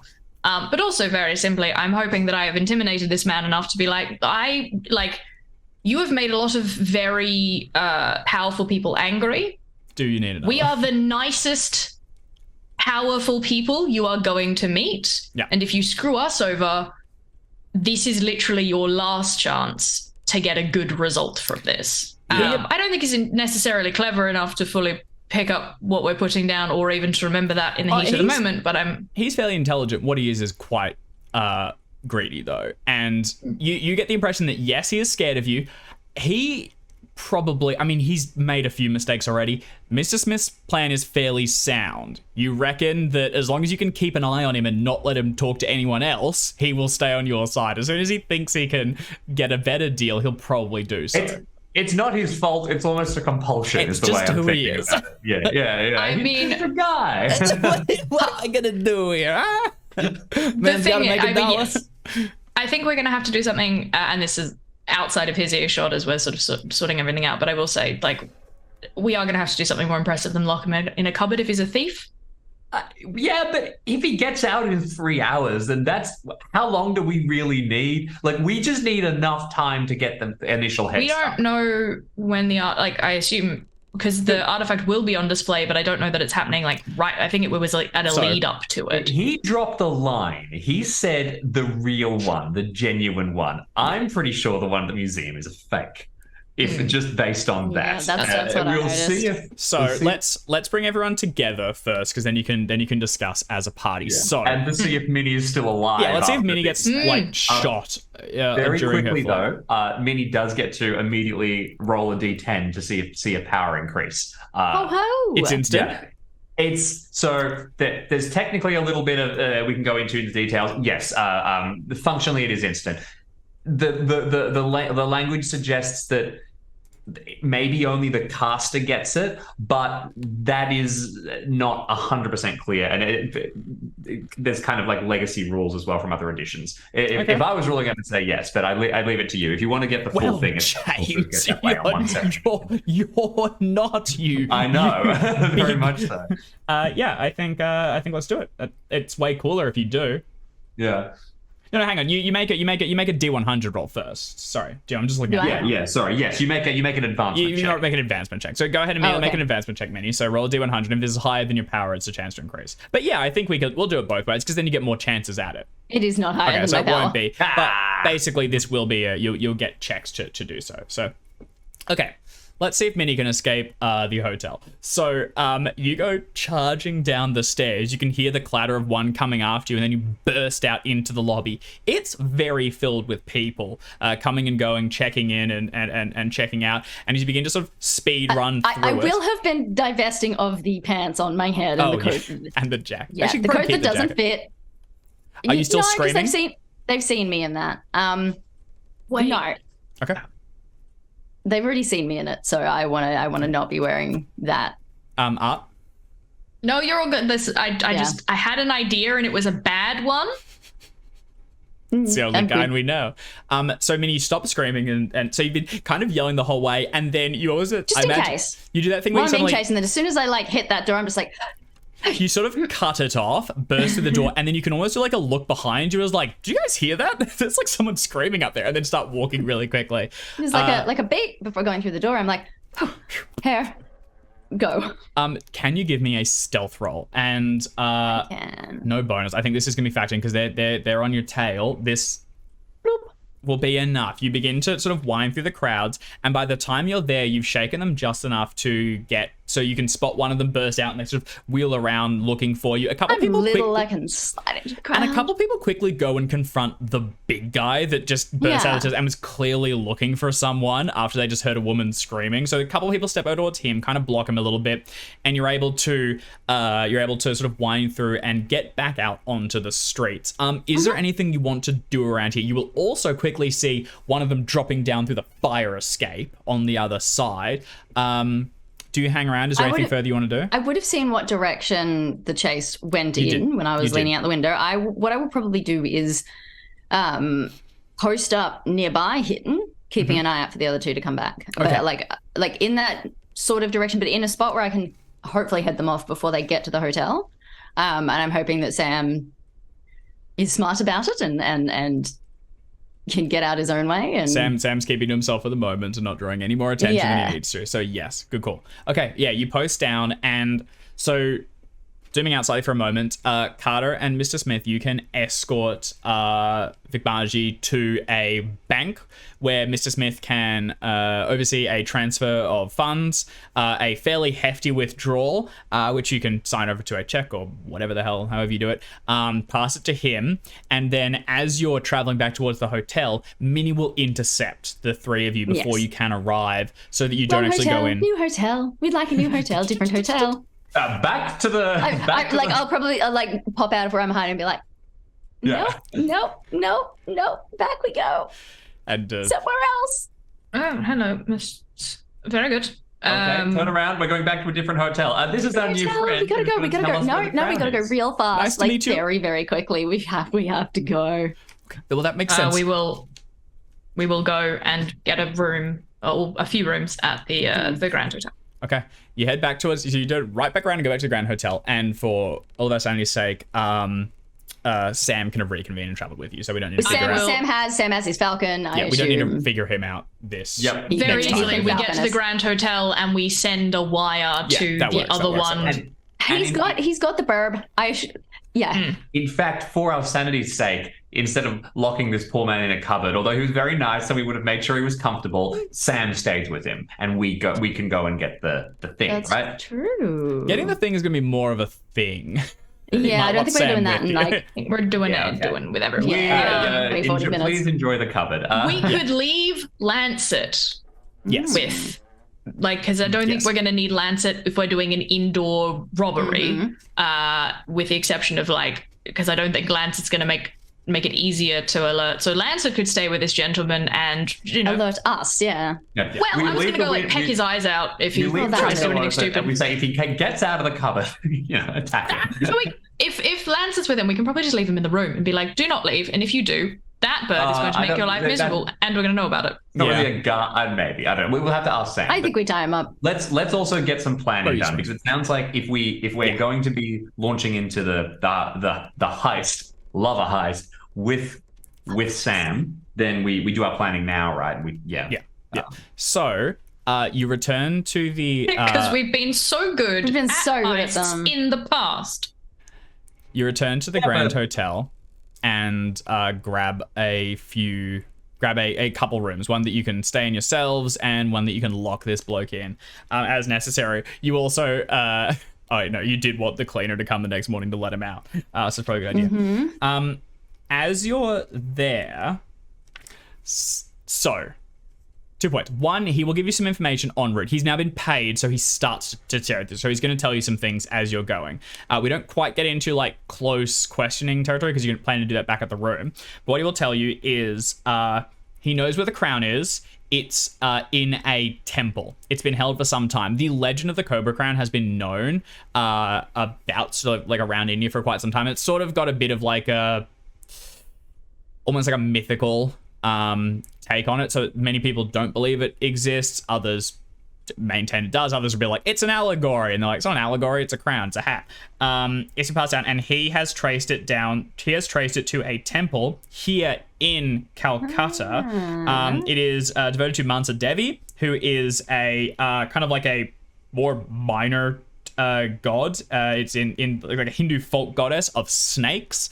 Snakes are very much not seen as like as much of a negative thing in like Judeo-Christian beliefs. They're more of like something to be worshipped and be respected and such and sundry. And this temple is located in the city along the Adi Ganga Canal in the sort of like south of the center, so it's right bang smack in the middle. It is there. It has been there for some time, and it is still very much worshipped. Of course, people there don't realize quite what they have. They just believe it to be a relic of, you know, their religion that's existed there for a period. They don't know it to be something of like a almost mythical object of power that prior to this had been handed around the region for, you know, years and years and years. I mean, this kind of predates almost humanity, the artifact itself. So this can be traced back for, you know, aeons. Sorry, go ahead. He will tell you he has approached several other people. The first two he approached were museum curators, and he has pretty much promised it to all of them. He hasn't gotten funds from all of them yet, although he has gotten funds from some. He has promised it to the two curators you have the names of, being the one at the Indian Museum and one at the British Museum. He also met with Rose Meadham, and her negotiation was rather more terrifying. That was the most recent one, and that was the one where she demanded it immediately. And so he and his friend attempted to sell her a fake. She has since killed his friend for it, and he was hiding in the hotel when she burst in the room and he fucking bolted, and that's when you all entered the scene. So he does not want to go back and renegotiate with her. However, she doesn't know the location of the crown. He had promised to bring it to her. So she is so far unaware of it. Know? Sorry? Do the curators know? The curators do not know either, because the curators wouldn't be super... They might be, but he's basically stealing it from like a church is what he's going to do here. Which so I don't feel great about us doing necessarily. Maybe our solution here is just make sure no one finds out and no one finds it. Or put them on alert. Like go to the temple and be like, hey, we know someone is going to try and steal this from you. I don't know. The problem is that if anyone... If they do work out, there's a chance that they will still, now that they know it's here, potentially. And they have that much information. They have enough information to know it's here. They can this probably is our chance work to destroy out. it as much as it is to steal it.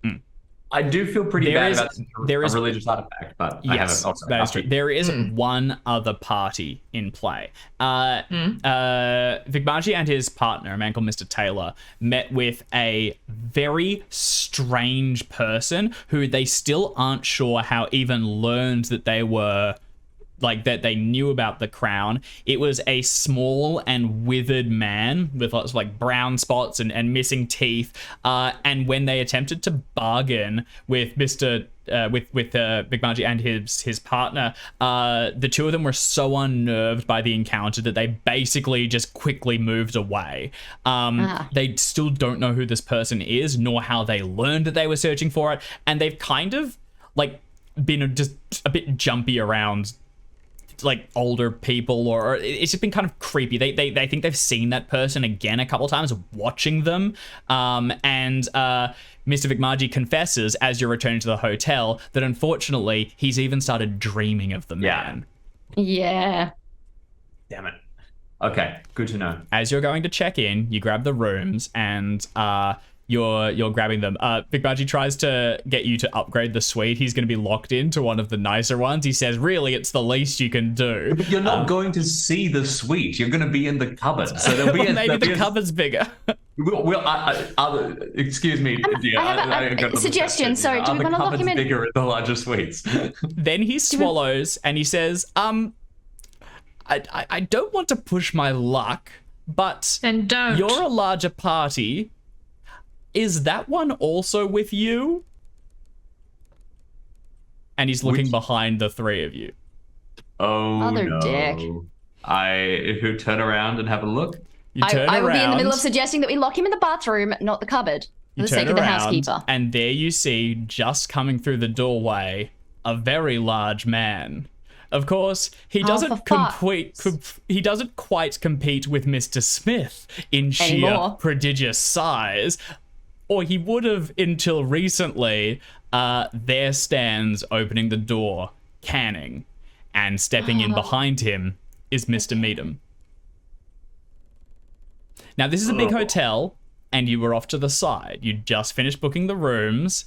You can try and just step the hell out of the way, or you can move forward to confront them. This is going to be a roll. Oh, they're not stepping into our rooms, they're stepping into the hotel. Stepping into the hotel. They're just stepping into the lobby. And this is a large hotel. Remember, there's a lot of boutiques and things. People are moving. They might not notice you instantly, although Mr. Smith tends to draw attention to himself. I could duck away. I say I'll go upstairs with our You friend. guys, this is going to be immediate stealth rolls. Yeah. If you We're guys probably try just and we're talk just going to look at you very quickly. I say, I'll go upstairs with our friend. Guys might hang. Remember, we know where his daughter is. And then I'll... Oh, yeah, no, you don't have to say it. We all know that. Like, Yeah, we can just be like, you're fine. If you grab him and go, we're good. we know this. So cool, great. You grab Big Margie and head to the side. Mr. Smith, can you please give me a stealth roll? Ooh. Shit. I shouldn't have burnt all that luck. Well, look, no. Well, You step across to the side. Carter and Minnie, what are the two of you doing?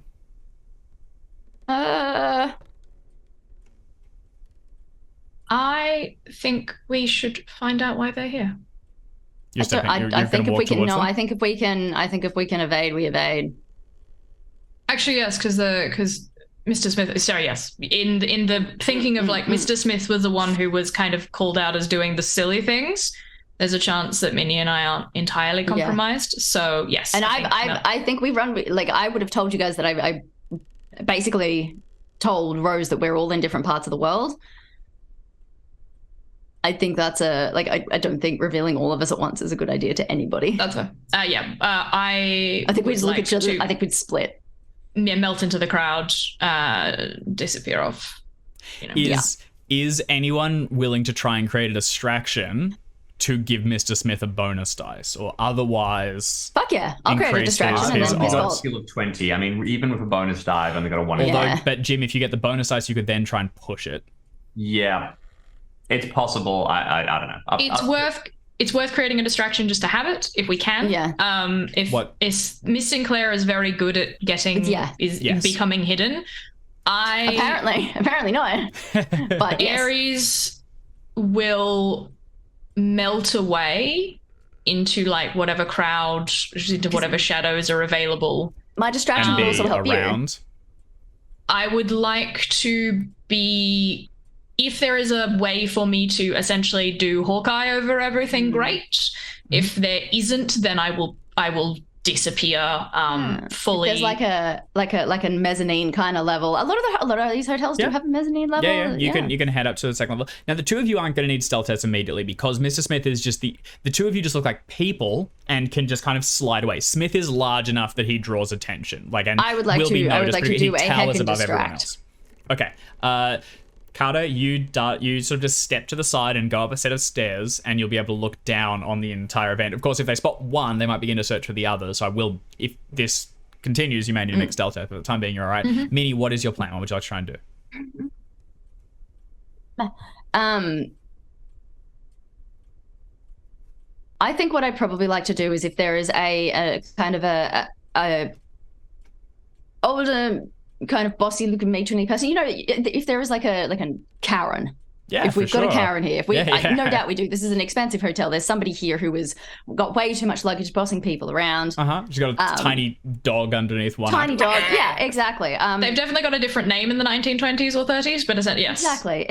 It's Mrs. something or Mrs. Havisham's. Exactly. What I would like to do is, as the crowd is moving around, it's a fairly crowded lobby, right?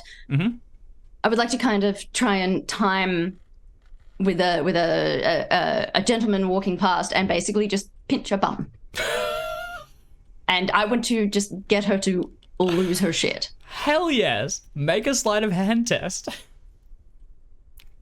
She's currently berating one of the young men who are handling the baggage. Like an older English gentleman. Yeah, 100%. Passes by and I'm like slip around and just dude. Go ahead and give us a sleight of hand roll. I imagine it's just delayed a little bit. Oh yeah, no, it's It's a hard success. It's a hard success. Oh, it has not come through on my one. Oh, well done. Sorry, yeah, no, it's just the viewer one is taking a moment to update. So that is a hard success. So as you sidebar, just mentioned, she lets out this shriek, drops the dog, who immediately, poorly trained as it is, bolts into the middle of the lobby with a little leash trailing and bouncing behind as people move out of the way. Do you know what little dogs do when they're surprised? They pee. Immediately relieves itself on the rug in the center. She fully jumps a foot into the air, turns around and slaps the nearest man to her and begins to hurl abuse at him. And you were able to just step out into the side, immediately walking past as all attention moves to this woman for a short period. Mr. Smith, go ahead and take a bonus dice on that stealth roll, and then you do have the opportunity to push it if you can describe the extra level you take. 44 over 20. I will give you I'm gonna fully refresh this. 24 points of luck, Yeah. That's a Get on out of success. and it will bring it to a success. Okay. Going from a maximum of, I went from 74, I've got oodles of luck, to 4 luck. Holy shit, dude. Okay, all right. That is a success. With Minnie's distraction, you are able to move towards the side and, grabbing Vic Margie, bundle him into one of the elevators. As you step in, the thing fully drops several inches, and... Why is that happening? The operator looks slightly concerned about the sheer prodigious size, but he hauls on it and you begin to go up towards your room. Now, the 4 of you have been undetected. Vic Margie. Undetected by Canning and Mr. Meadham moving in. But Minnie and Carter, you're still in the scene. And Correct. do you just immediately slide away and avoid notice, or do you linger? You can see Canning. He's got his head on a swivel.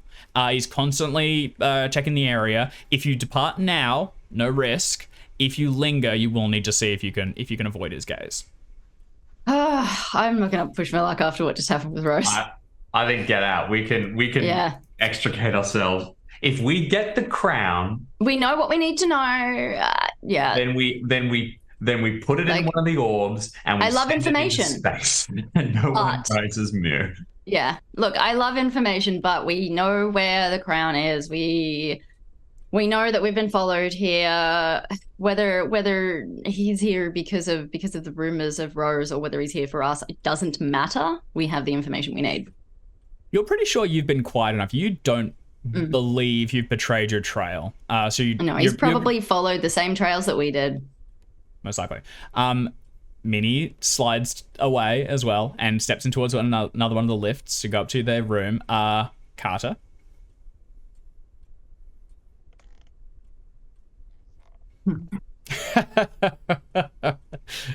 Part of me really wants to know what rooms they're in, Yeah.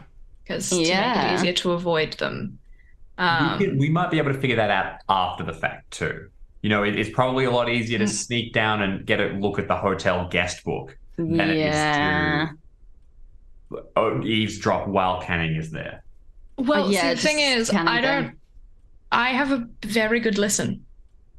I don't necessarily need to be an eyesight. My listen is decent. That is actually one of the things that, like, Ares never had a particularly good spot hidden to begin with, but they Yeah, were very that's good at right. listening because, like, if it's dark, Yeah, 100%. If you can hear, if you can hear them say like, This what is the room a number this is a loud lobby, and you need to be far enough away. You can attempt a listen roll, but with relatively little threat. I think it will be a roll with a penalty dice, and you need a hard success.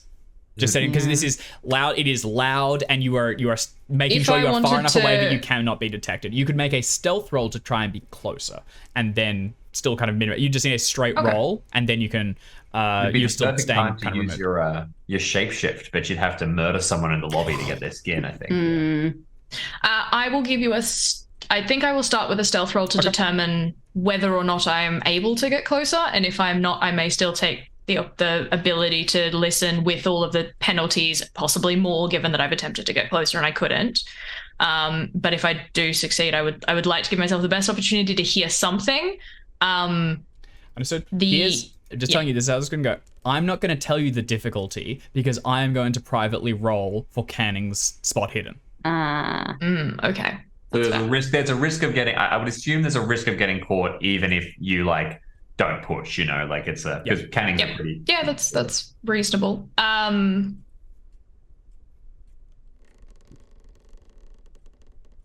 think we have some great information. Mm-hmm. We've gotten ahead of a lot of people. There's a lot of people who don't know what we know. It'd be really boring if we continued this entire part of the campaign without throwing a spanner in the works. So I think I'm going to take the potential risk of being seen. That was my climb into the closet moment. Minnie's already met one of the friends, but let's meet the others. All right, go ahead and give me a stealth roll. Okay. Hold, please.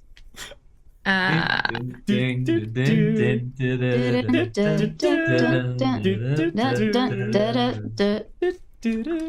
mean, I have. Well, that'd be funny. Get on that luck spend. Let's try and break some records. I mean, I do have 60 points of luck to make it a hard. Like, I could just do that. That's the thing I can do. It will ruin the amount of luck I have, and I don't do it. Let's go. You could push this. Oh, we have not been pushing enough rolls. Let's go wild. Let's just luck. Let's go into a session. Rob, none of us have. Actually, we're about to do a heist at the end of the chapter with no fucking luck. Hold, please. So this is the point at which I would like to reiterate how deeply furious Ares was at the double crossing of Caduceus. While the crown and end of the world and all that kind of stuff is definitely like, it's the mission, Ares has a vendetta against Medium and Canning and everyone. So yeah, they're going to push this. They're going to try and get close. And if it goes badly, well, oh no, I guess I just get to shoot Medium in the head. Oh, God. And eat his skin. Oh, yeah. Okay. I know. All right. So you're pushing this? Yeah. Okay. Okay, let's go. Terrible ideas. Minnie and Hubert have both left. Oh, no. Okay. Yay. So you step forward and you sidle right up alongside the edge of the check-in section. Medium is limping slightly. He's got a cane at this point, and he's very much looking his age. Canning is standing behind him, keeping people a little bit out of the way, and his head constantly on a swivel, keeping an eye out for anyone nearby, and also seeming like definitely looking. This is the impression that they believe there are people looking for them. He is being defensive. This is more so than you've seen him previously. Is it reasonable, even though, like, I'm about to be spotted, that's fine. They don't know that we aren't, like, we're naturally enemies. Obviously, there's going to be some kind of, like, what the fuck is going on, but I'm hoping this doesn't result in an immediate, like, we're going to kill you for no good reason. Yeah. We'll find out. Yeah, but we'll see. those weren't fumbles. Well, I guess technically the push was, but... It's pretty close. It's definitely you sneaking up on them and trying to eavesdrop. They go up and they get towards the thing. We are used to people being in other people's skins. I don't think it's unreasonable for me to be like, I'm not sure if you're really you. Oh, 100%. You sneak up towards the side and you'll watch them go. As they get there, you immediately notice that Meadham has affected a different accent than one he's used previously. He is speaking in a very British tongue and with a very, like, a quite a subtle, almost Indian, like, dialect underneath it, as if he were a person from Britain who has lived here for some time, long enough to adapt. He also speaks to the check-in person in the native tongue rather than using English. You never hear the name Meadham during his check-in. It appears he's going in under a false name, although he does give an English one. Like, it'll be, you know, equivalent. It won't be Smith because we've got a Smith. Let's use Burke. He goes in Mr. Burke. Okay, sure. As they get there and as they're checking in, he talks with them for some time, clearly arranges, asks some questions. One thing he gets is a map of the area, and he asks, again, in a language you don't fully understand, but the person seems to be indicating towards a number of tourist points. They're quite temple-y. That seems to be what he's just most interested in while here. They remain for a while, doing the check-in, and then they begin to move towards the elevators. As they do, Canning goes right past you at one point, and as they do, he suddenly stops at a point where you've kind of hidden yourself around a corner. And when he halts his travel, Mr. Meadham takes another few steps, going into the lift and separating himself from for a moment. Canning turns with you no way to get past him, looks straight down at you, and says, "Carter." Canning? "What are you doing here?" Our jobs, sir. "You missed your check-in." Did we? He puts a hand on, he says, "Post Iceland, come with me." All right. Puts a hand and he walks you into the elevator. As he gets inside, it's Mr. Meadham is on the We're other going to side. find out what room they're in. Mr. Meadham is standing at the back of the elevator with like his hands on top of the cane. There is the elevator operator and another guest. Canning walks you in, puts a hand on the guest, hauls them out of it, then goes to the elevator operator and says, "Move," and the person just goes like, and slidles out of from it. Canning steps inside, closes the grate, and throws the elevator to begin to rise. Mr. Meadham from the back says, "So, Carter, you missed your check-in." Unfortunately, yes, sir. We found a lead and wanted to get on it as soon as possible. Curious, you had weeks to come back, and we've heard some rather concerning things about your friend, Mr. Smith. Indeed. Yes, I think you had best explain yourself. Now, I doubt you're here alone, so why don't you tell us what room you're in and we can all meet up? Certainly. I'll give him one of the room numbers because we have a couple of them, separate. and I assume we like separated. Yeah, you can get a bit of a buffer. I'll give him my room number. I'll give him one of the room numbers. I'd say we would have gotten like 3. We would have gotten one for old mate who we're locking up, one for us, and then a backup this time. They are going to go to the room that you've checked, and will quickly, if the others aren't there, realize it is empty. Yeah, that's. Okay. I mean, I've given them my room number is what I've given, and if they check my key card, that will be the number on it. That's what I'm doing. What he's asking is, where are the others, though? Yeah. I mean, I don't know where they are. Is like the true. Like, okay. I don't know where they are currently, and as far as I know, they are.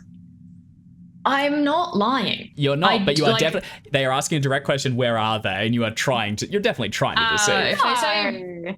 It's a here somewhere. It's like they're around here somewhere. You don't know where we are. They're in the hotel. Yeah, you very much know where they are. This is you. Fast Talk. It's not like is this exact wording. Like this is not like a zone of truth or some magical ability. Yeah. It's can they tell that you're being shifty?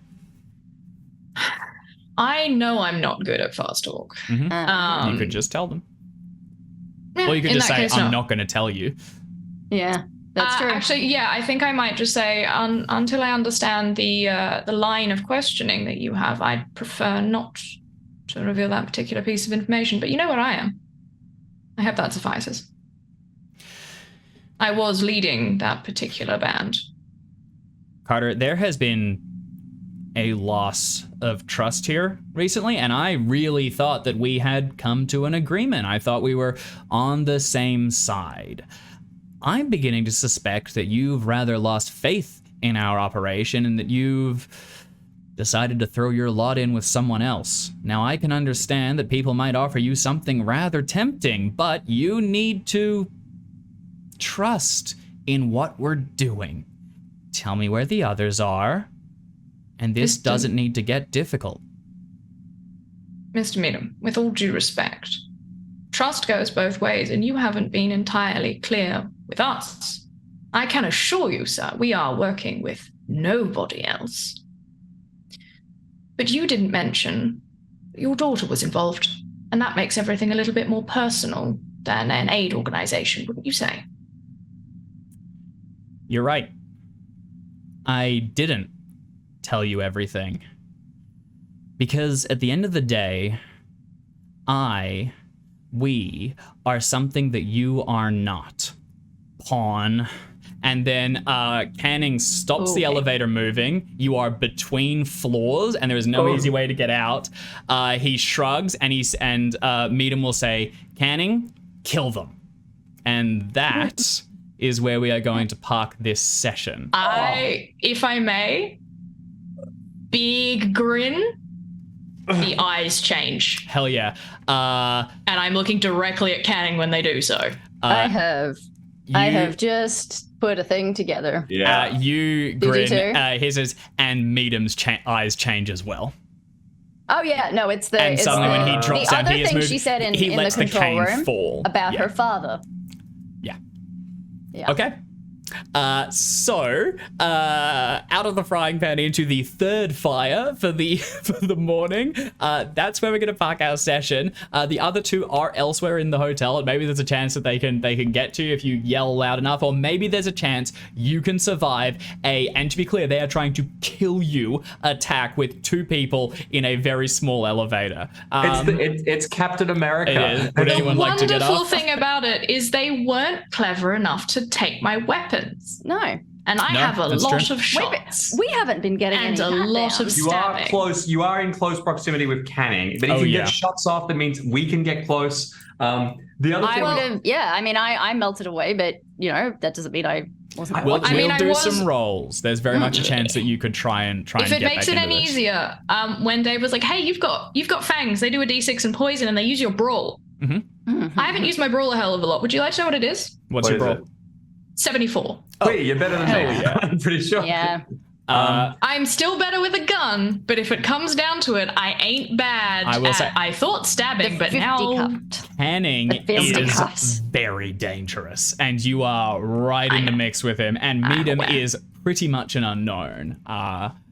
He might be able to hold his own as well, but we will just have to find out. Yeah. So I'm very excited. that's where we're going to park this. So cheers everyone for tuning in, and thank you to my three wonderful players. Thank you for keeping. thank you, keeper. I want to say one last thing. We keep meeting Canning in elevators, and that's We do. funny. Yeah, we do. Because I imagine that's probably the worst possible space for him. He loves it. He loves That's it very up close. true. Yeah. I'm looking forward to finding out whether Ares can in fact live up to their namesake. Be a Yeah. proper god of war. Could be fun. Hell yeah. So we'll pick it up. We'll see everyone back here in the same time in the same place as we wrap up this particular encounter and possibly go and find the fabled Cobra Crown. See you all soon. Thanks, everyone.